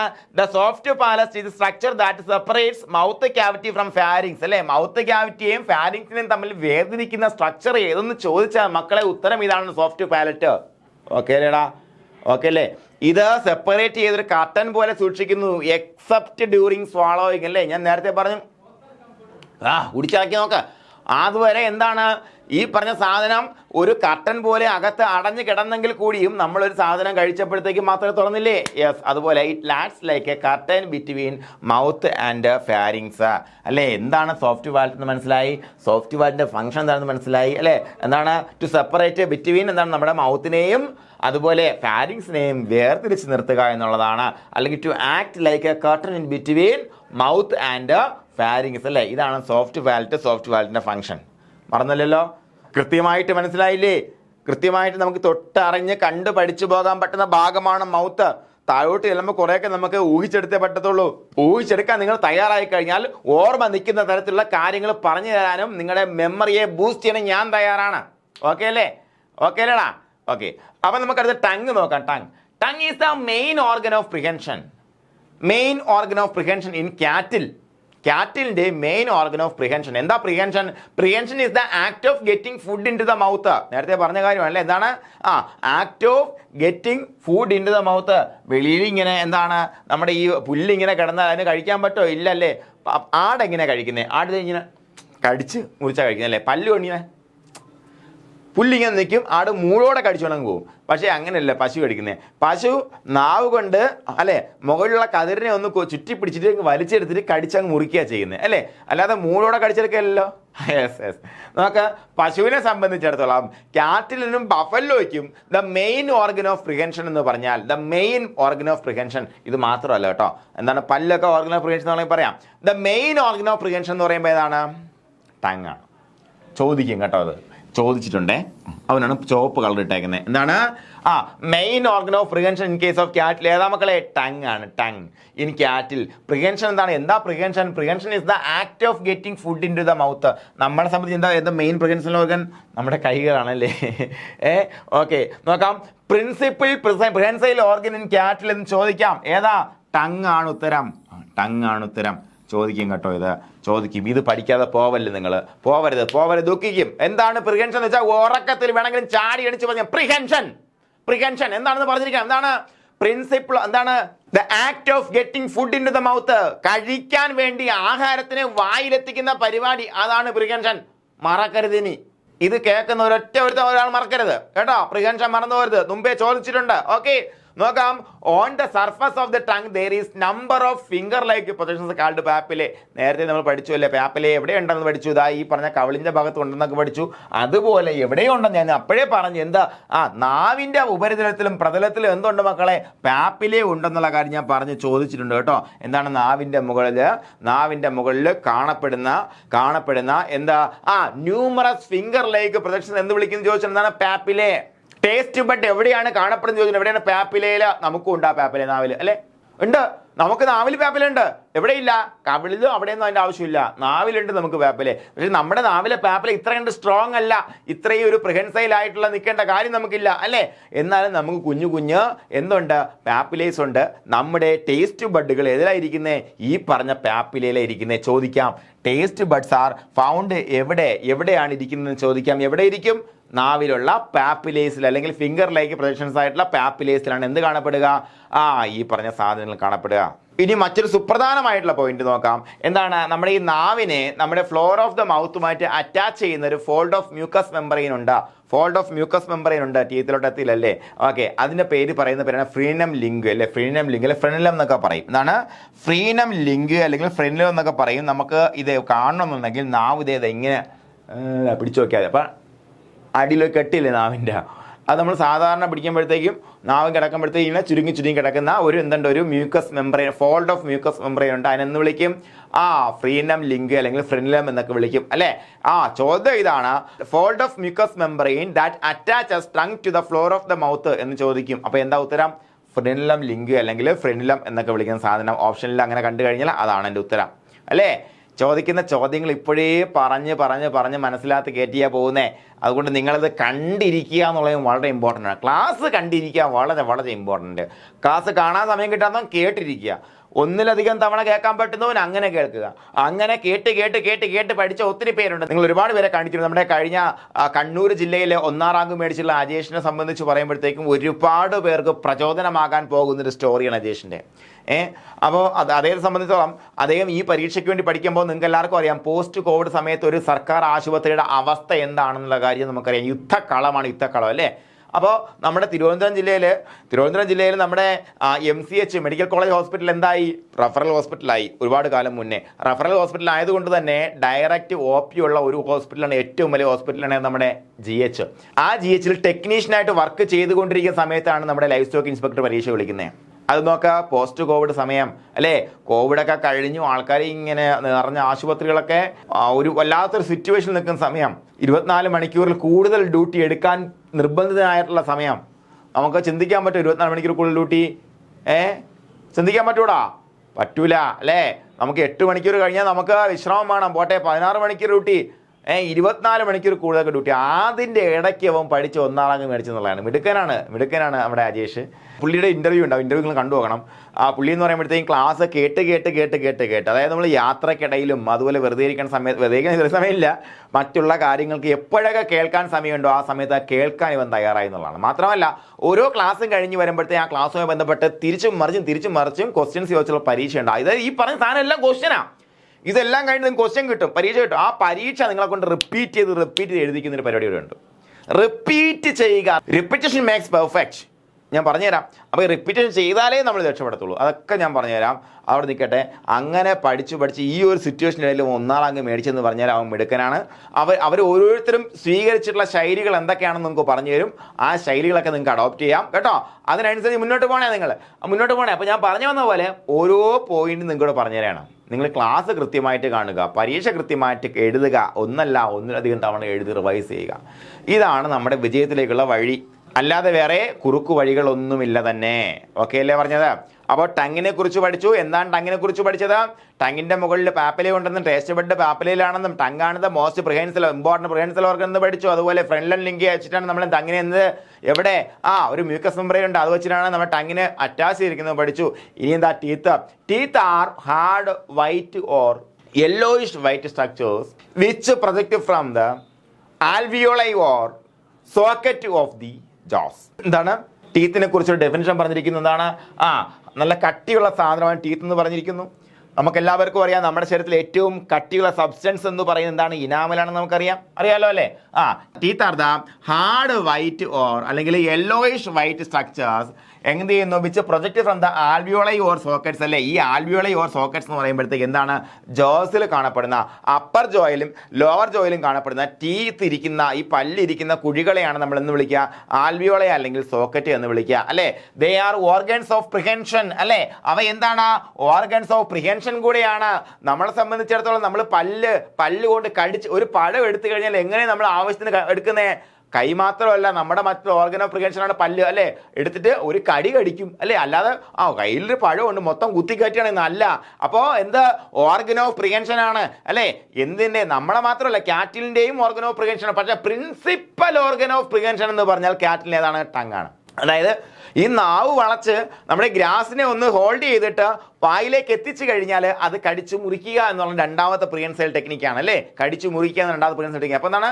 Also a organ of prehension അല്ലേ? They are also organ of prehension. Mastication, മറ്റേ function mastication and sometimes used in defence. ചിലപ്പോൾ എന്താ അടുത്തിരിക്കുന്ന ഒരു കടി കൊടുക്കാനും നമുക്ക് എന്ത് പല്ല് സഹായിക്കും. പണ്ട് നമ്മൾ പല്ല് വെച്ച് ഡിഫെൻഡ് ചെയ്തിട്ടില്ലേ? ഞാൻ ഇഷ്ടം പോലെ ഡിഫെൻഡ് ചെയ്തിട്ടുണ്ട്. കാരണം ഈ പല്ല് വെച്ച് കടിച്ച് അങ്ങ് മുറിച്ചിട്ടുണ്ട്. കേട്ടോ, അങ്ങനത്തെ ഒരു വീരനായിരുന്നു ഞാൻ. അപ്പോൾ എന്താണ് നോക്കാം. Teeth R hard white or yellowish white structures which project from the alveoli or socket off the Jose അല്ലേ? നമ്മുടെ ജോസിലുള്ള ആൽവിയോളൈ അല്ലെങ്കിൽ സോക്കറ്റിൽ നിന്ന് പുറത്തേക്കിരിക്കുന്ന ഒരു സ്ട്രക്ചറാണ് ടീത്ത് എന്ന് പറഞ്ഞാൽ. ദ ഹാർഡസ്റ്റ് സ്ട്രക്ചർ എന്ന് വേണമെങ്കിൽ പറയാം അല്ലേ? They R organs of prehension അല്ലേ? ആഹാരം നമ്മുടെ ഉള്ളിലേക്ക്, നമ്മുടെ ബക്കൽ ക്യാവിറ്റിലേക്ക് എത്തിക്കുന്നതിന് സഹായിക്കുന്ന ഒരു ഓർഗൻ കൂടിയാണ്. അതുപോലെ ഓർഗൻ ഓഫ് മാസ്റ്റിക്കേഷൻ. എന്താ മാസ്റ്റിക്കേഷൻ എന്ന് പറഞ്ഞാൽ? എന്താ mastication? Mastication is the mixing of food with saliva അല്ലേ? Mixing of food with saliva. അതായത് എന്ത് നമ്മുടെ ഉള്ളിലേക്ക്, നമ്മുടെ വായിലേക്ക് എടുക്കുന്ന ആഹാരത്തെ ചവച്ചരയ്ക്കുന്ന ആ പ്രക്രിയ നമ്മൾ എന്ന് വിളിക്കുക മാസ്റ്റിക്കേഷൻ എന്ന് വിളിക്കുക. മാസ്റ്റിക്കേഷൻ എന്ന് വിളിക്കുക, മറന്നു പോകരുത്. എന്താണ് മാസ്റ്റിക്കേഷൻ? മാസ്റ്റിക്കേഷൻ മറന്നു പോകല്ലോ കേട്ടോ, മറന്നുപോലും. Mastication and sometimes used in defence academy അല്ലേ? അടുത്തിരിക്കുന്നവന് കട്ടി കൊടുത്തവനെ ഓടിക്കാനും ഒക്കെ സഹായിക്കുന്ന സാധനം ടീത്ത് അല്ലേ? നമ്മുടെ കനൈൻസ് എന്നൊക്കെ പറയുമ്പോഴത്തേക്കും കനൈൻ്റെ ഏറ്റവും പ്രധാനപ്പെട്ട ഒരു ഡിഫൻസ് സാധനം എന്താ? ടീത്ത് ആണല്ലേ അല്ലേ? ദേഷ്യമനം കനൈൻ പല്ല് ഇങ്ങനെ എവിടെ ഇരിക്കും അല്ലേ? ആ പല്ല് കാണാൻ നമുക്ക് പേടി വരും. അല്ലെങ്കിൽ അവൻ കടിച്ച് കീറാനൊക്കെ ഉപയോഗിക്കുന്ന സാധനം എന്ത്? ടീത്ത് എന്ന് പറയുന്നത് അല്ലേ? അല്ലേടാ ആണ്. അപ്പോൾ അതാണ് ടീത്ത്. നോക്കാം. ടെമ്പററി ടീത്ത് ഉണ്ട്, അല്ലെങ്കിൽ അതിന് മറ്റൊരു പേര് വിളിക്കും ഡെസിഡസ് ടീത്ത് അല്ലെങ്കിൽ മിൽക്ക് ടീത്ത്, അങ്ങനെയുള്ള സാധനമൊക്കെ ഉണ്ട്. അതുപോലെ മറ്റൊരു സാധനം പെർമനന്റ് ടീത്ത്. അപ്പോൾ ഇത് നമുക്ക് നന്നായിട്ട് അറിയാം. നമ്മുടെ കുഞ്ഞുനാളിൽ നമുക്ക് എന്തുണ്ടായിരുന്നു? സ്ഥിരദന്തങ്ങളല്ലാത്ത പാൽപ്പല്ലുകൾ ഉണ്ടായിരുന്നു അല്ലേ? അപ്പോൾ അതിൻ്റെ മറ്റുള്ള പേരുകൾ നമുക്ക് നോക്കാം. എന്തൊക്കെയാണ്? ടെമ്പററി ടീത്ത് ഒന്ന്, അടുത്ത ഡെസിഡിയസ് ടീത്ത് അല്ലെങ്കിൽ മിൽക്ക് ടീത്ത്. ദേ ആർ, അതിൻ്റെ സ്പെഷ്യാലിറ്റി എന്താ? They are seen during early life അല്ലേ? ഏർലി ലൈഫിൽ കാണപ്പെടുന്ന ടീത്തിനെ എന്ന് വിളിക്കുക? ഈ പറഞ്ഞ ടെമ്പററി ടീത്ത് എന്ന് വിളിക്കുക അല്ലേ? Temporary teeth. ഇപ്പം നമുക്കൊന്നും ആർക്കും ടെമ്പററി ടീത്ത് ഇല്ല. ഈ പ്രായത്തിലൊക്കെ ആകുമ്പോഴത്തേക്കും നമ്മുടെ ഒരു സർട്ടൺ ഏജ് ആകുമ്പോഴത്തേക്കും ഓരോ പല്ലും കൊഴിഞ്ഞു പോയി പുതിയ പല്ല് വന്നുകൊണ്ടിരിക്കും അല്ലേ? ഇതാണ് ശരിക്കും പറഞ്ഞാൽ ഞാൻ നേരത്തെ പറഞ്ഞ പല്ല് എണ്ണി നമുക്ക് ഏജ് നിർണ്ണയിക്കാമെന്ന് പറഞ്ഞ മനുഷ്യൻ്റെയൊക്കെ പാടായിരിക്കും. എനിക്കറിയത്തില്ല. എന്തായാലും ക്യാറ്റിലിനെ എനിക്കറിയാം, ഞാൻ പറഞ്ഞുതരാം. ഓക്കെ, അപ്പോൾ നോക്കാം. ടെമ്പററി ടീത്ത് എന്ന് പറയുമ്പോഴത്തേക്ക് എന്താണ്? ഡെസിഡിയസ് ടീത്ത് ആണ് അല്ലെങ്കിൽ മിൽക്ക് ടീത്ത് ആണ്. അത് എവിടെ? ഡ്യൂറിങ് ദ ഏർലി ലൈഫ് അല്ലേ? നമുക്ക് ചൈൽഡ്ഹുഡിൽ കാണപ്പെടുന്ന സാധനമാണ് നമുക്കറിയാം. അതെല്ലാം എന്തോ പെർമനന്റ് ടീത്ത് വെച്ചിട്ട് റീപ്ലേസ് ചെയ്യപ്പെടും നമുക്കറിയാം. അപ്പോൾ എന്താ permanent teeth? Permanent teeth appear during growth and replaces the temporary teeth. ഇത് നമുക്ക് അറിയാവുന്ന കാര്യം തന്നെയാണ്, ഒരു സംശയം അക്കാര്യത്തിൽ വേണ്ട. ഇനി നമുക്ക് ടീത്തിനെ പ്രധാനമായിട്ട് നമുക്ക് മൂന്നായിട്ട് ക്ലാസിഫൈ ചെയ്യാം. ഏതാകണം? ഇൻസിസേഴ്സ് അല്ലേ? അതുപോലെ എന്താണ് അടുത്ത് വരുന്നത്? ഇൻസിസർ. അപ്പോൾ ഇൻസിസർ എന്ന് പറയുമ്പോൾ ആ പേര് കേൾക്കുമ്പോൾ തന്നെ നമുക്കറിയാം ഇൻസിസസ്, ഇൻസിഷൻ. എന്താ ഇൻസിഷൻ എന്ന് പറഞ്ഞാൽ? കട്ട് ചെയ്യുക അല്ലേ? അത് ഇൻസിഷൻ എന്ന് പറയാം. നമ്മൾ സർജറിയുടെ കാര്യമൊക്കെ പറയുമ്പോഴത്തേക്കും മേക്ക് ആൻ ഇൻസിഷൻ ഓവർ അല്ലേ? എവിടെയാണ് ഇൻസിഷൻ ഇടുന്നത് പറയും. അപ്പോൾ എന്താ ഇൻസിഷൻ? കട്ട് ചെയ്യുക. ബ്ലേഡ് അല്ലേ? ബ്ലേഡ് എന്താ ഇൻസിഷൻ ഇടാൻ വേണ്ടി ഉപയോഗിക്കുന്ന സാധനമാണ് അല്ലേ? അല്ലെങ്കിൽ നമുക്ക് എന്താണ് സ്കാൽപ്പൽസ് ഇൻസിഷൻ ഇടാൻ വേണ്ടി ഉപയോഗിക്കുന്ന സാധനമാണ്. അപ്പോൾ എന്താ ഇൻസിഷൻ കട്ട് അല്ലെ? ഇൻസിസേഴ്സ് കട്ടിംഗ് ടീത്ത് എന്ന് വിളിക്കുന്നു അല്ലെ? Incisors cutting teeth seen in front and lodged in the premaxilla and mandible. പ്രത്യേകത ഇതാണ് ഇൻസിസേഴ്സ് അല്ലേ? നമുക്ക് 1, 2, 3, 4 കണ്ടാ? ശ്രദ്ധിച്ചാൽ അറിയാം. ഇത് ഇൻസിസറാണ്, ഇത് ഇൻസിസറാണ്, ഇത് ഇൻസിസറാണ്, ഇത് ഇൻസിസറാണ്, ഇത് 1 2 3 4 ഇങ്ങനെ മൊത്തം 4 8 ഇൻസിസറാണ് മനുഷ്യനുള്ളത്. മുകളിൽ 4, താഴെ 4. അത് കഴിഞ്ഞ് ഇത് കണ്ടോ, ഇത് ഇൻസിസർ അല്ല, നമ്മളെ സംബന്ധിച്ച് കണ്ടോ കോമ്പല്ലാണ്. ഇത് ഇങ്ങനെയല്ലേ ഇരിക്കുന്നേ, കണ്ടാ എക്ഷിപ്പല്ല്. അതിനെ കനൈൻ എന്നാ വിളിക്കുന്നേ അല്ലേ. ഇതാ ഇങ്ങനെ ഇരിക്കുന്നുണ്ടോ, ഇങ്ങനെ ഞാൻ വരച്ചങ്ങനെ കുളമാക്കിയതല്ല കേട്ടാ. അയ്യോ തെളിയല്ലേ, ഇവിടെ തെളിയൂലേ? അവിടെ തെളിയുള്ളൂ. ഇത് ഇങ്ങനെ റൗണ്ട് ആയിട്ടായിരിക്കുന്നേ. ഇത് കണ്ടോ, ഇതിന്റെ ഏകദേശം രൂപത്തിലായിരിക്കുന്നേ അല്ലേ. നിങ്ങൾക്കെന്നെ നോക്കിയാൽ അറിയാം ഈ ഭാഗത്ത് വല്ലുണ്ട്. അപ്പോൾ നോക്കാം എന്താണ് ഇൻസിസർ കട്ടിംഗ് ടീത്തോ seen in front and lodged in the premaxilla and mandible. Cattle does not have upper incisors at premaxilla. Instead a dental pad is present. ചോദിച്ചിട്ടുള്ള ക്വസ്റ്റ്യൻ ആണ് കേട്ടോ. ഇത് ചോദിച്ചിട്ടുണ്ടേ. ലൈഫ് സ്റ്റോക്ക് ഇൻസ്പെക്ടർ പരീക്ഷയിൽ ചോദിച്ചിട്ടുള്ള ക്വസ്റ്റ്യൻ ആണ്. ക്യാറ്റിലിന് upper ഇൻസിസേഴ്സിന് പകരം കാണപ്പെടുന്ന ഭാഗത്തിന് പറയുന്ന പേരെന്തെന്ന് ചോദിച്ചിട്ടുണ്ട്. അതിൻ്റെ പേരെന്താണ്? Dental pad. നോക്കാം എന്താ ഇവിടെ പറഞ്ഞിരിക്കുന്നത്. നമ്മളെ സംബന്ധിച്ചിടത്തോളം, മനുഷ്യനെ സംബന്ധിച്ചിടത്തോളം, മനുഷ്യന് മാത്രമല്ല മിക്കവാറും ഈ പറഞ്ഞ അപ്പർ ആൻഡ് ലോവർ ഇൻസിസർ ഉള്ള എല്ലാ ആനിമലിനെ സംബന്ധിച്ചിടത്തോളം എവിടെയാണിത് കാണപ്പെടുന്നത് പറഞ്ഞിരിക്കുന്നു. എവിടെയാണ്?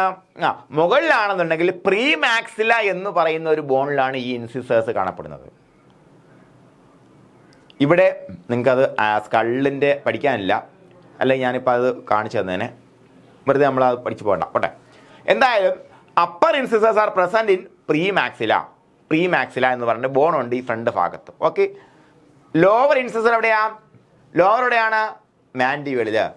താഴെ എന്ന് പറയുമ്പോഴത്തേക്കും ഈ തുടക്കം ഈ റാമൈ തൊട്ട് ഇങ്ങേറ്റം വരെ അല്ലേ, ഇങ്ങേറ്റം വരെ ഒരു മാൻഡിബിൾ തന്നെയാണ്. ഇവിടെ നടുക്കൊരു ഫ്യൂഷൻ ഉണ്ട്, ഒക്കെ സംബന്ധിച്ച് മാൻഡിബിളിന്. പക്ഷേ മുകളിലാകുമ്പോഴത്തേക്കും ഫ്രണ്ടിൽ പ്രീമാക്സിലയും ബാക്കിലോട്ട് മാക്സിലയാണ്. ഓക്കെ. അപ്പോൾ ഇൻസിസർ കാണപ്പെടുന്നത് എവിടെയാണ്? പ്രീമാക്സിലയിലും എന്താണ് മാൻഡിബിളിലുമാണ് കാണപ്പെടുന്നത് പറഞ്ഞു. ശ്രദ്ധിക്കേണ്ട പ്രധാനപ്പെട്ട കാര്യം, cattle does not have upper incisors.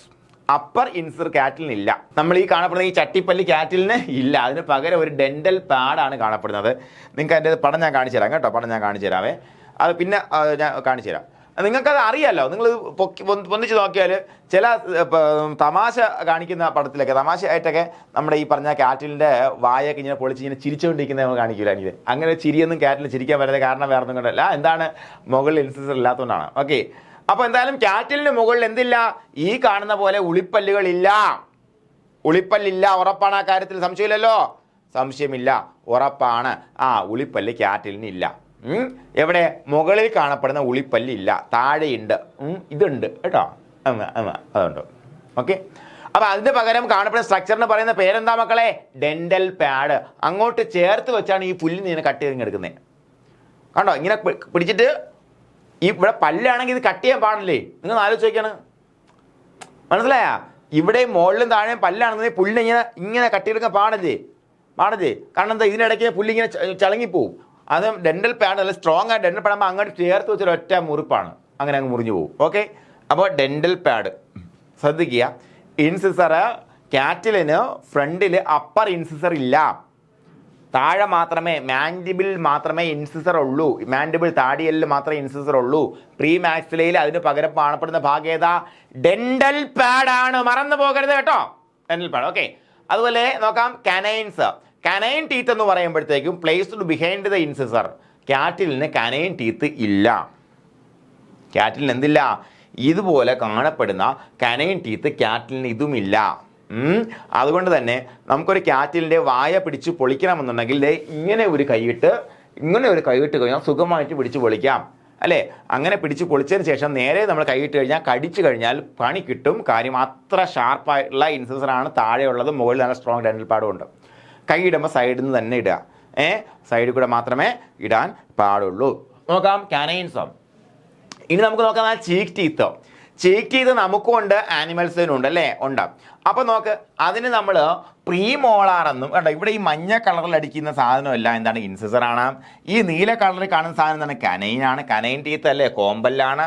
അതുപോലെ ഈ ഓറഞ്ച് കളറിൽ കാണുന്ന സാധനം എന്താണ്? എന്താ മക്കളെ?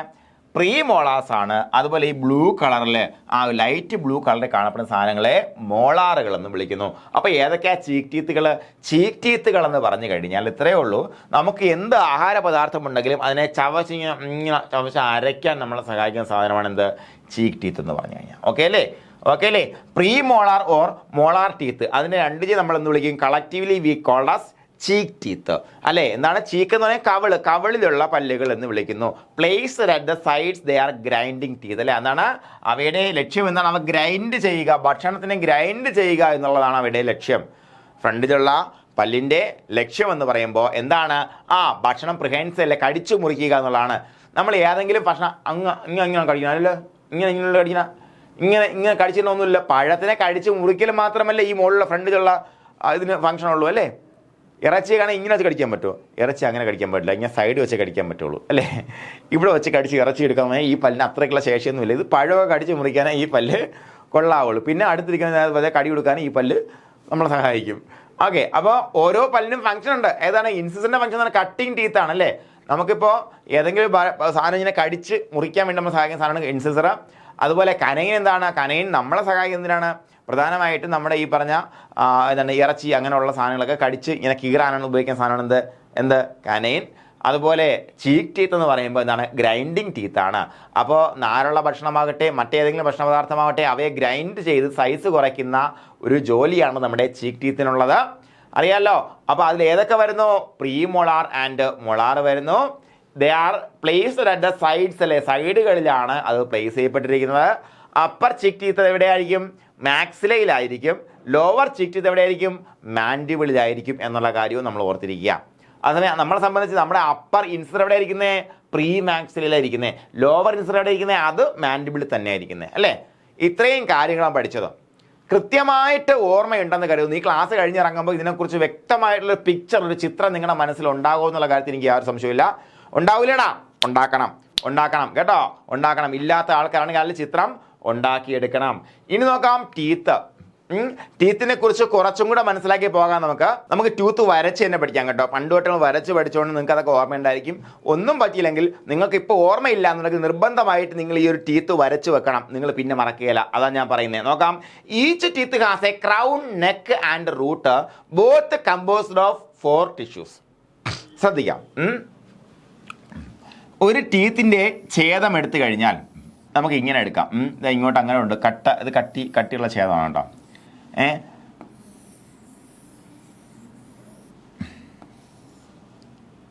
ഇങ്ങനെയാണ് സാധാരണ ഒരു ടീത്ത് ഇരിക്കുക അല്ലേ. ഓക്കെ, ഇത് എൻ്റെ പുറമേയുള്ള ഭാഗമാണ്. ഇത് നിങ്ങൾ വേറൊരു ലെയറാണെന്ന് വിചാരിക്കരുത്. ഞാൻ ആലങ്കാരമായിട്ട് വരച്ചു. അപ്പോൾ ഇതിനകത്ത് എന്തുണ്ട്? ഇത് ഇങ്ങനെ ഒരു ലെയർ ഉണ്ടായിരിക്കും.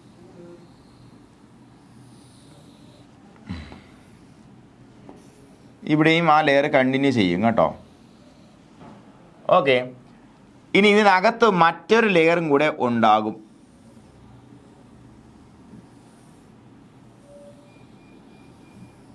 ഓക്കെ, ഇവിടെ ഈ വൈറ്റ് കളറിൽ കാണപ്പെടുന്ന സംഭവം എന്താണ് മക്കളെ? നിങ്ങൾക്ക് എല്ലാവർക്കും അറിയാവുന്ന കാര്യമാണ്. അറിഞ്ഞുകൂടെങ്കിൽ നോക്കി വെച്ചേക്കാം. ഇനാമൽ മറന്നുപോയി കാണും ചിലപ്പോൾ. പ്രിൻസിപ്പൽ സബ്സ്റ്റൻസ് ഓഫ് ടീത്ത് എന്ന് പറഞ്ഞാൽ, അല്ലെങ്കിൽ ടീത്ത് എന്തുകൊണ്ടാണ് ഉണ്ടാക്കിയിരിക്കുന്നത് വെച്ചാൽ ഡെൻഡൈൻ കൊണ്ടാണ്. ഇതാണ് ഡെൻഡൈൻ എന്ന് പറയുന്ന പദാർത്ഥമാണ്. ഇത് വെച്ചിട്ടാണ് ടീത്ത് ഉണ്ടാക്കിയിരിക്കുന്നത്. അത് അകത്തും പുറത്തും ഒക്കെ ഉണ്ട് കേട്ടോ. ഇതാണ് ഡെൻഡൈൻ. ഓക്കെ, ഇതും ഡെൻഡൈൻ ആണ്.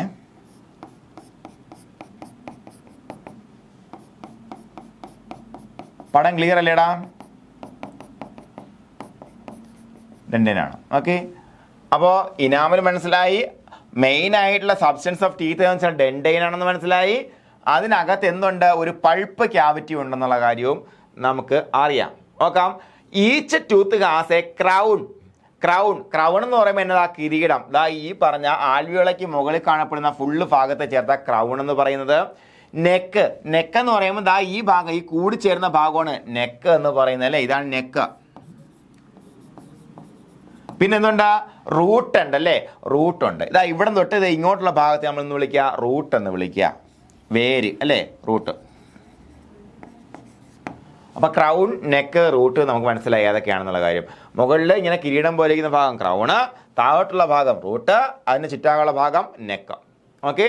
And it is composed of 4 tissues. എന്തൊക്കെയാണ് 4 ടിഷ്യൂസ്? എന്തൊക്കെയാണെന്ന് നോക്കാം. 1 ഇനാമൽ, 2 ഡെൻഡൈൻ, പിന്നെ വരുന്നതാണ് നമ്മുടെ പൾപ്പ്. അതുപോലെ പിന്നെ ഈ ഇനാമൽ എവിടെയാണ് ഉള്ളത്? മുകളിലുള്ള ക്രൗണിനെ കവർ ചെയ്താണ് ഇനാമലുള്ളത്. താഴോട്ട് വരുമ്പോൾ ഇവിടെ സിമൻറ്റം എന്ന് പറയുന്ന സാധനമാണ്. കാരണം എന്താ, ഇവിടെ ക്രൗൺ ആകുമ്പോഴത്തേക്ക് ഇവിടെ അരഞ്ഞ് പോകുന്ന സ്ഥലമാണല്ലോ, ഈ തേഞ്ഞ് പോകുന്ന സ്ഥലം. അപ്പോൾ അവിടെ നല്ല കട്ടിയുള്ളൊരു ഭാഗം വിട്ട് അതിനെ കവർ ചെയ്തേ പറ്റത്തുള്ളൂ. അത് ആ കട്ടിയുള്ള ഭാഗത്തിൻ്റെ കവറിങ് താഴോട്ട് വേണോ? വേണ്ട, അല്ലേ? വേണ്ട, അതിൻ്റെ ആവശ്യമില്ല. കാരണം അവിടെ അകത്തിരിക്കുന്ന ഭാഗമാണ്. അവിടെ ഇതിനെ ഉറപ്പിച്ച് നിർത്തണം. അതിനുവേണ്ടി സിമൻറ്റം ഉണ്ടല്ലേ, സിമൻറ്റ് വെച്ചല്ലേ നമ്മൾ ഉറപ്പിക്കുന്നേ, അല്ലേ? അംബുജ സിമൻറ്റ്, അല്ലേ? അംബുജ സിമൻറ്റ് പോലെ സിമൻറ്റം ഉണ്ട്, സിമൻറ്റം. അങ്ങനെ 4 ടൈപ്പ് ഓഫ് ടിഷ്യൂസാണ് പല്ലിലുള്ളത്. ഇത്രയും നമ്മൾ ഇതെല്ലാം പണ്ട് പഠിച്ചിട്ടുള്ള കാര്യമാണ്. എന്നാലും ഓർമ്മയില്ലെങ്കിൽ നിങ്ങൾ ഈ പടം വരച്ച് വയ്ക്കണം. നോക്കാം. അപ്പോൾ എന്താണ്? The crown projects in the mouth cavity, നമുക്കറിയാം, പഠിച്ച കാര്യമാണ്. Roots are present in the socket off the Jose or alveolus. ഉണ്ടോ? പഠിച്ചാണ്. ഇതാണ് ആൽവിയോളയാണ്. ഈ പറഞ്ഞ സോക്കറ്റിന് വിളിക്കുന്ന പേരെന്താണ്? ആൽവിയോള എന്ന് വിളിക്കും, അല്ലേ? ആൽവിയോളസ് എന്ന് വിളിക്കും.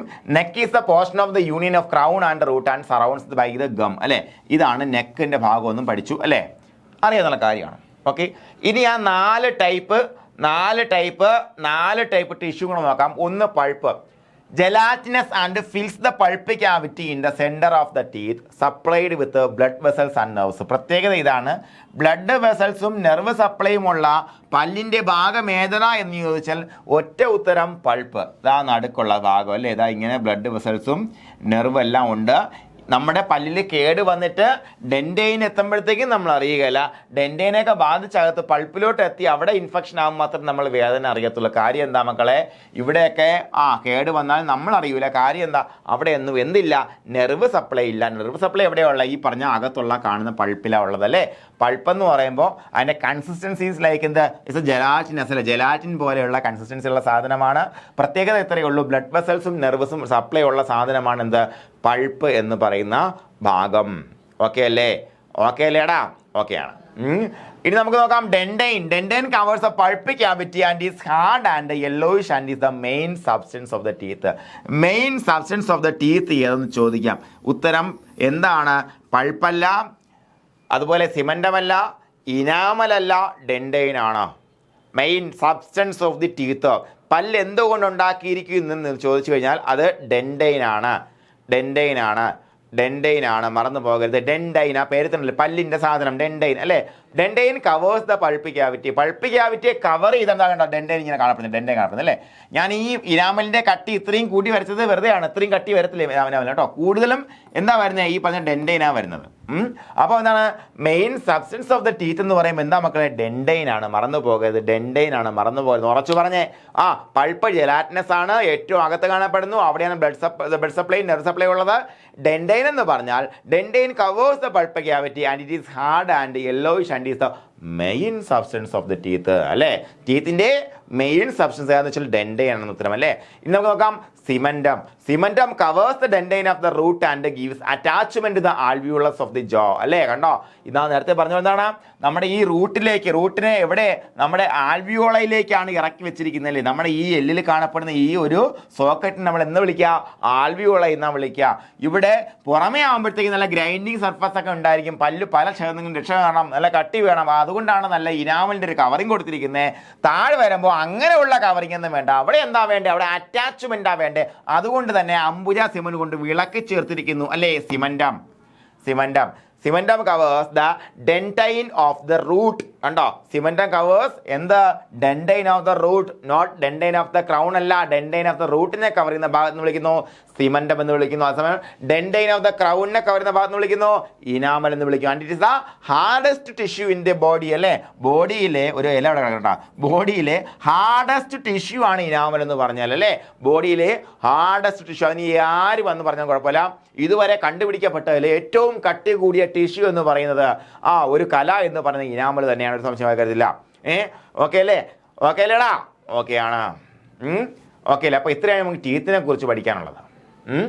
ഇനി നമുക്ക് പ്രധാനപ്പെട്ട കുറച്ച് ഗ്ലാൻസിനെ കുറിച്ച് നോക്കാം. ഏതൊക്കെയാണ് ആക്സസറി ഗ്ലാൻസ്? ഏതൊക്കെയാണ് മക്കളെ? നമ്മുടെ സലൈവറി ഗ്ലാൻസ് ഒന്ന് നോക്കി പോയേക്കാം. അപ്പോൾ പ്രധാനമായിട്ടുള്ള ഒരുപാട് സലൈവറി ഈ പറഞ്ഞ പെയറുകൾ മാത്രമല്ല കേട്ടോ, അല്ലാത്ത സലൈവറി ഗ്ലാൻസ് ഉണ്ട്. മെയിൻ പെയേഴ്സ് മാത്രമേ നമുക്കിവിടെ പഠിക്കാനുള്ളൂ. പരോട്ടിഡ് ഗ്ലാൻഡ് കണ്ടോ, ഇതാണ് പരോട്ടിഡ് ഗ്ലാൻഡ്. ഈ ഭാഗത്ത് കാണപ്പെടുന്ന parotid gland lying below the ear and behind the border of the lower ജോ. അതിൻ്റെ സ്ഥലം നമ്മൾ നോക്കി വെച്ചേക്കുക. നമുക്കും പശുവിനും ഒക്കെ അവിടെ തന്നെയാണ്. അതുകൊണ്ടാണ് കോമൺ ആയിട്ട് നമ്മുടെ ചിത്രം വെച്ചിരിക്കുന്നത്. ഇനി നമുക്ക് അടുത്ത എന്താണ്? Sub maxillary or sub mandibular salivary gland. Sub maxillary or mandibular salivary gland. Sub maxillary or mandibular salivary gland. ശ്രദ്ധിക്കാം, സബ് മാക്സിലറി, മാക്സിലേക്ക് താഴെ അല്ലെങ്കിൽ മാൻഡിബുലാർ എന്ന് വിളിക്കുന്ന സംഭവം അല്ലേ, ആ ഒരു സലൈവറി ഗ്ലാൻഡ് കണ്ടോ, ഇതാണ് സാധനം. എല്ലാം പേരാണ്, അപ്പുറം ഇപ്പുറം ഉണ്ട് കേട്ടോ. ഇനി അടുത്ത എന്താ പറയുന്നത്? സബ് ലിംഗ്വൽ, നാവിൻ്റെ അടിയിലുള്ള സലൈവറി ഗ്ലാൻഡ് അല്ലേ, lying at the side of the root of the tongue. ഇത്രയുള്ള ഓരോ സൈഡിൽ എവിടെയാണ് കിടക്കുന്നത് നോക്കി വെച്ചേക്കുക. സബ് മാക്സിലറി അല്ലെങ്കിൽ മാൻഡിബുലാർ നോക്കുമ്പോൾ lying in the region of the angle of jaw and below the parotid gland. കണ്ടോ, പൈലോട്ടിഡ് ഗ്ലാൻഡ് താഴെയായിട്ടാണ് എന്ത് കാണപ്പെടുന്നത്? സബ് മാക്സിലറി ഗ്ലാൻഡ് കാണപ്പെടുന്നത് അല്ലേ. ഇനി നോക്കാം, സബ് ലിംഗ്വൽ എന്ന് പറഞ്ഞാൽ നാവിൻ്റെ അടിയിൽ. നാവ് ലിംഗ്വിസ്റ്റിക്, നാവുമായിട്ട് ബന്ധപ്പെട്ടിരിക്കുക ലിംഗ്വ അല്ലേ. നാവുമായിട്ട് ബന്ധപ്പെട്ട ഭാഷയ്ക്ക് ലിംഗ്വിസ്റ്റിക് എന്ന് പറയുന്നത് കേട്ടോ. അപ്പോൾ എന്താണ്? സബ് ലിംഗ്വൽ, നാവിൻ്റെ അടിയിൽ ഉള്ള ഗ്ലാൻഡ് അല്ലേ. ഇത്രയേ ഉള്ളൂ. ഇത്രയും സലൈവറി ഗ്ലാൻഡും അതിൻ്റെ പൊസിഷനൂടെ മനസ്സിലാക്കി വെച്ചേക്കുക. ഇനി നമുക്ക് ഫാരിങ്സിനെ കുറിച്ച് നോക്കാം, അല്ലെങ്കിൽ ത്രോട്ട് അല്ലേ. ത്രോട്ട് നമ്മൾ നേരത്തെ കുറേ കാര്യങ്ങൾ ഫാരിങ്സിനെ കുറിച്ച് പഠിച്ചു. ഫാരിങ്സിനെ കുറിച്ച് മനസ്സിലാക്കിയേ. മാറിപ്പോവില്ലോ ഇനി. അതൊക്കെ തന്നെ പറയാനുള്ളൂ. നോക്കാം. It is a funnel like shaped structure situated at the back of the mouth and is common to the digestive and respiratory passages. കണ്ടോ, it is a funnel shaped structure situated at the back of the mouth and is common to the digestive and respiratory passage. It has 7 openings. 7 opening ഉള്ളത്. നേരത്തെ പറഞ്ഞ പോലെ ഒരു funnel shaped സ്ട്രക്ചറാണ്. അതെന്താണ് അതിൻ്റെ main പരിപാടി എന്ന് പറയുമ്പോഴത്തേക്ക് എന്താണ്? അത് എന്താണ് അതിൻ്റെ കോമൺ പാസേജ് ആണല്ലേ, നേസൽ ക്യാവിറ്റി. ഇതാണ് നേസോഫാരിങ്സ്, ഇത് ഓറൽ ക്യാവിറ്റി, ഇത് അതിൻ്റെ ഒരു വിഭാഗം ഓറോഫാരിങ്സ് എന്ന് പറയും അല്ലേ. ഓക്കെ, ഇനിയിപ്പോൾ ലാരിംഗിയോ ഫാരിങ്സ് കാര്യങ്ങളൊക്കെ ഉണ്ട് അവിടെ, അത് നോക്കിട്ടെ. അപ്പോൾ ഇതിൻ്റെ പ്രത്യേകത എന്ന് പറയുമ്പോൾ ഇതാണ്. എൻ്റെ പ്രത്യേകത എന്താണ്? Common to the digestive and respiratory passages. ഇതാണ് പ്രത്യേകത, ചോദ്യം ഇതാണ്. അതുപോലെ അതിൻ്റെ പ്രധാനപ്പെട്ട ഓപ്പണിങ്സ് നോക്കാം. At the upper part the nasal cavity is called posterior nares to which air enters and leaves during respiration. എത്ര എണ്ണമാണ്? 7 ഓപ്പണിംഗ് നോക്കാം. 7 ഓപ്പണിംഗ് നോക്കാം. മുകളിൽ 2 എണ്ണം അല്ലേ. എന്താണ്? നേസൽ ആൻറ്റീരിയർ നേഴ്സ് എന്ന് പറയുന്ന സംഗതി, അല്ലെങ്കിൽ ഈ പറഞ്ഞ മൂക്കിലേക്ക് തുറക്കുന്ന 2 സുഷിരങ്ങൾ. അതുപോലെ 2 openings of the Eustachian tubes അല്ലേ. യൂസ്റ്റേഷൻ ട്യൂബ്സ് എന്ന് പറയുമ്പോഴത്തേക്കും നമുക്കറിയാം എന്താണ്, നമ്മുടെ ആന്തരകർണവുമായിട്ട് നമ്മുടെ ഫാരിങ്സിന് ബന്ധമുണ്ട്. അതുകൊണ്ട് തന്നെയാണ് നമ്മുടെ നവജാത ശിശുക്കൾ അല്ലെങ്കിൽ ഇൻഫൻസ് കുട്ടികളെ കിടന്നുകൊണ്ടൊന്നും കഴിക്കരുത്, കിടന്നുകൊണ്ട് പാൽ കൊടുക്കരുത്, അല്ലെങ്കിൽ അതിനെ നിവർത്തിയിരുത്തി തന്നെ കൊടുക്കണമെന്ന് പറയുന്ന കാര്യം എന്താണ്? ഇവിടെയാണ് ആ യൂസ്റ്റേഷൻ ട്യൂബ് അല്ലേ. അപ്പോൾ അവിടെ ഈ പാല് തങ്ങി നിന്ന് കഴിഞ്ഞാൽ എന്ത് സംഭവിക്കും? ആന്തരകർണത്തിലേക്ക് ഇൻഫെക്ഷൻ പോകാൻ അത് പാൽ അങ്ങോട്ട് കടന്നില്ല. പാലെന്ന് പറയാൻ പറയാം നല്ലൊരു ഗുഡ് കൾച്ചർ മീഡിയ ആണ് അല്ലേ. അതുവഴി ഇൻഫെക്ഷൻ ഉണ്ടാവും സാധ്യത വളരെ വളരെ കൂടുതലാണ്, നിങ്ങൾക്ക് എല്ലാവർക്കും അറിയാം. അപ്പോൾ അതുകൊണ്ടാണ് അങ്ങനെ ചെയ്തതെന്ന് പറയുന്നത്. അപ്പോൾ നിങ്ങളവിടെ ഇങ്ങനെ ഒന്ന് പിടിച്ചു നോക്കിയതാണ്, ഇങ്ങനെ ഒന്ന് പിടിച്ചു നോക്കി തന്നെ നമ്മളെ ചെവി അടച്ചില്ലേ. അപ്പോൾ അങ്ങനെ 2 ഓപ്പണിംഗ് അല്ലേ, അങ്ങനെ 2 ഓപ്പണിംഗ്. പിന്നെ എന്താണ്? ഓപ്പണിംഗ് ടു ദ ലാരിങ്സ് എന്ന് പറയുമ്പോൾ നമുക്ക് എന്താ അറിയാം? വോയിസ് ബോക്സ് ആണല്ലേ, വോയിസ് ബോക്സ് അല്ലേ. വോയിസ് ബോക്സ് ആണ് ലാരിങ്സ്, നമ്മുടെ ശബ്ദം ഉണ്ടാക്കുന്ന സാധനമാണ്. ലാരിങ്സ് കഴിഞ്ഞിട്ടാണ് താഴോട്ട് വിൻഡ് പൈപ്പ് പോകുന്നത് അല്ലേ. അതുപോലെ ഓപ്പണിംഗ് ടു ദ ഈസോഫാഗസിലേക്ക്, നമ്മുടെ അന്നനാളത്തിലേക്കുള്ള ഓപ്പണിങ്. അതുപോലെ opening of the mouth cavity, പുറമേക്ക് അല്ലേ, മൗത്ത് ക്യാവിറ്റിയിലെ ഓപ്പണിംഗ്. മൊത്തം 7 ഓപ്പണിംഗ് ആണ് ഉള്ളതെന്നുള്ള കാര്യം മനസ്സിലാക്കി വെച്ചേക്കുക. വേണമെങ്കിൽ ചോദിക്കാം, താഴെ തന്നിരിക്കുന്നവയിൽ ഫാരിങ്സിലേക്കുള്ള ഓപ്പണിംഗ് അല്ലാത്തത് ഏത് എന്ന് വേണമെങ്കിൽ ചോദിക്കാം, അല്ലെങ്കിൽ താഴെ തന്നിരിക്കുന്ന ഫാരിങ്സിൻ്റെ ഓപ്പണിംഗ് ആയവ ഏവെന്ന് ചോദിക്കാം അല്ലേ. അങ്ങനെയൊക്കെയാണ് നമ്മുടെ ചോദ്യങ്ങൾ വരിക. അപ്പോൾ ഇൻഡയറക്റ്റ് ആയിട്ടുള്ള ക്വസ്റ്റ്യൻസ് എല്ലാം ആൻസർ ചെയ്ത് നമ്മൾ പഠിക്കണം. നമുക്ക് ക്വസ്റ്റ്യൻസിലേക്ക് പോകാം. Dash is an accessory organ in digestive system അല്ലെ. ഡൈജസ്റ്റീവ് സിസ്റ്റത്തിലുള്ളതിൽ ആക്സസറി ഓർഗൻ ആണെന്ന് ചോദിക്കാം. അപ്പോൾ ആക്സസറി എന്ന് പറയുമ്പോൾ നമുക്കറിയാം സഹായക ഓർഗൻ ആണ് അല്ലേ. നിങ്ങൾക്കറിയാം ഏതൊക്കെയാണ്? ഒന്ന് പറഞ്ഞേ ഏതൊക്കെയാണ്? അലിമെൻ്ററി കനാലും ആക്സസറി ഓർഗൻ അല്ലേ. നമ്മുടെ ലിപ്സ് വരുന്നുണ്ട്, ടങ് വരുന്നുണ്ട്, പല്ല് വരുന്നുണ്ട്, പിന്നെ ലിവർ വരുന്നുണ്ട്, പാൻക്രിയാസ് വരുന്നുണ്ട്, സലൈവറി ഗ്ലാൻഡ്സ് വരുന്നുണ്ടല്ലേ. ഇതെല്ലാം വരുന്നുണ്ട്. ഇതെല്ലാം ചേർത്തിട്ടാണ് നമ്മളെന്ന് വിളിക്കുക ആക്സസറി ഓർഗൻ എന്ന് വിളിക്കുക എന്ന് ഉറച്ച് പറയണം കേട്ടോ. സ്റ്റേറ്റ്മെൻറ്റ് ചോദ്യം വരുമ്പോഴത്തേക്ക് ഉത്തരം നിങ്ങൾ പറയണേ. ഉത്തരം ഞാൻ അവസരം പറഞ്ഞുതരാം, എന്നാൽ നിങ്ങൾക്ക് പറയാൻ അവസരം തരും. ഓക്കെ, അതുപോലെ നമുക്ക് നോക്കാം എന്താണ് the oral cavity is continued to ഏതിലേക്കാണ് ഓറൽ ക്യാവിറ്റി എങ്ങോട്ട് കണ്ടിന്യൂ ചെയ്യപ്പെടുന്നു ഫാരിങ്സിലേക്ക് കണ്ടിന്യൂ ചെയ്യപ്പെടുന്നു നമുക്കറിയാം അല്ലേ. അതുപോലെ നോക്കാം അടുത്ത ചോദ്യം എന്താണ് numerous small projections in the inner lining of mouth cavity are called നമുക്കറിയാം വളരെ സിമ്പിൾ ആണ് എന്താണ് പാപ്പിലൈ വില്ലേ എന്ന് പറയുന്ന സാധനവുമായിട്ട് ബന്ധപ്പെട്ട് തിരിഞ്ഞു പോകരുത് മാത്രം എന്താണ് പാപ്പിലേ ആണല്ലേ എൻ്റെ ഉത്തരം പാപ്പിലേ. അതുപോലെ അടുത്ത ക്വസ്റ്റ്യൻ നോക്കാം the middle part of the upper lip lying below the nostrils is called in case of ക്യാറ്റിലാണ് കേട്ടോ എന്താണ് middle part of the upper lip അല്ലേ നോസിന് താഴെ കാണപ്പെടുന്ന അപ്പർ ലിപ്പിന്റെ മിഡിൽ പാർട്ട് നമ്മൾ എന്താ വിളിക്കുക മസിൽ എന്നാ വിളിക്കുക അല്ലേ മസിൽ എന്നാ വിളിക്കുക. അതുപോലെ the hairs that are sensitive to pressure and touch are called tactile hairs അല്ലേ tactile hairs. അതുപോലെ ഇന്ന് നോക്കാം that separates mouth cavity from pharynx except at the time of swallowing എന്താണ് ഇതിനെ സെപ്പറേറ്റ് ചെയ്യുന്നത് മൗത്ത് ക്യാവിറ്റി സെപ്പറേറ്റ് ചെയ്യുന്നത് എന്താണ് ഒറ്റ കാര്യം കട്ടൺ പോലെ കിടക്കുന്ന സോഫ്റ്റ് പാലറ്റ് അല്ലേ മറന്നില്ലല്ലോ. അതുപോലെ act of getting food in to the mouth is called എന്താണ് മക്കളെ പ്രിഹെൻഷൻ എന്നാണ് ഇതിന് പറയുന്ന പേരല്ലേ എന്താണ് പ്രിഹെൻഷൻ അല്ലേ. അതുപോലെ എന്താണ് the principal organ of prehension in ക്യാറ്റിലെ പ്രിൻസിപ്പൽ ഓർഗൻ ഓഫ് പ്രിഹെൻഷൻ എന്താണ് നാവാണ് അല്ലേ എന്താണ് ടങ് ആണ് എൻ്റെ ഉത്തരം. അതുപോലെ നെക്സ്റ്റ് ക്വസ്റ്റ്യൻ എന്താ മക്കളെ dash are the numerous finger like projections found in the surface of the tongue അതും എൻ്റെ പേരെന്താണ് പാപ്പിലെ തന്നെയാണ് അല്ലേ. അപ്പോൾ പാപ്പിലേക്ക് മറ്റൊരു പ്രത്യേകത നമ്മൾ എന്താ പഠിച്ചത് പാപ്പിലേക്ക് പ്രത്യേകത ഉണ്ട് taste buds are present in എവിടെയാണ് പാപ്പിലേക്കുള്ളിലാണ് ടേസ്റ്റ് ബഡ്സ് കാണപ്പെടുന്നത് മറന്നു പോകരുത് മാറിപ്പോകരുത്. അതുപോലെ dash makes the attachment of tongue to the floor of the mouth frenum linguae അല്ലെങ്കിൽ ഫ്രണ്ടിലോ എന്നൊക്കെ പറയുന്ന സാധനമാണ് ഇത്തരത്തിലുള്ള ഒരു മ്യൂക്കസ് മെമ്പറിന്റെ ഫോൾഡ് ആണ് അതാണ് അറ്റാച്ച് ചെയ്യുന്നത് അല്ലേ. അതുപോലെ dash is the common passage for food and air ഏതാണ് ഫാരിങ്സ് സ്ഥിരം ചോദിക്കുന്ന PSC സ്ഥിരം കുറ്റിയാണ് മറന്നുപോലെ കേട്ടോ. അതുപോലെ root of the teeth are embed in എവിടെ ആൽവിയോളെ അല്ലെങ്കിൽ സോക്കറ്റ് എന്ന് പറയുന്ന സ്ഥലത്താണ് റൂട്ട് എംബഡ് ചെയ്തിരിക്കുന്നത്. അതുപോലെ dash is the gelatinous tissue found in the ടീത്തിൽ കാണപ്പെടുന്ന ജെലാറ്റിനസ് ടിഷ്യൂ ഏതാണ് മക്കളെ പൾപ്പാണ് അല്ലെങ്കിൽ പൾപ്പ് ക്യാവിറ്റിക്കുള്ളിൽ നിറഞ്ഞിരിക്കുന്ന പൾപ്പാണല്ലേ. അതുപോലെ dash is the vascular structures inside the teeth എന്ന് വെച്ചാൽ അതും എന്താണ് പൾപ്പ് ക്യാവിറ്റി പൾപ്പാണ്. അതുപോലെ dash is the part of teeth where nerves are present അതും ചോദിച്ചാൽ അതിൻ്റെ ഉത്തരം പൾപ്പാണ് പൾപ്പിനകത്ത് മാത്രമേ എന്തുള്ളൂ നെർവ് സപ്ലൈ ഉള്ളൂ നമുക്കറിയാം. അതുപോലെ dash forms the principal substance of teeth ഏതാണ് ഡെൻറ്റൈൻ ആണ് മറന്നു പോകണ്ട. അതുപോലെ dentine of the root is covered by എന്താണ് റൂട്ടിന്റെ ഡെൻറ്റൈൻ സിമന്റം വെച്ച് കവർ ചെയ്യപ്പെട്ടിരിക്കുന്നു അല്ലേ.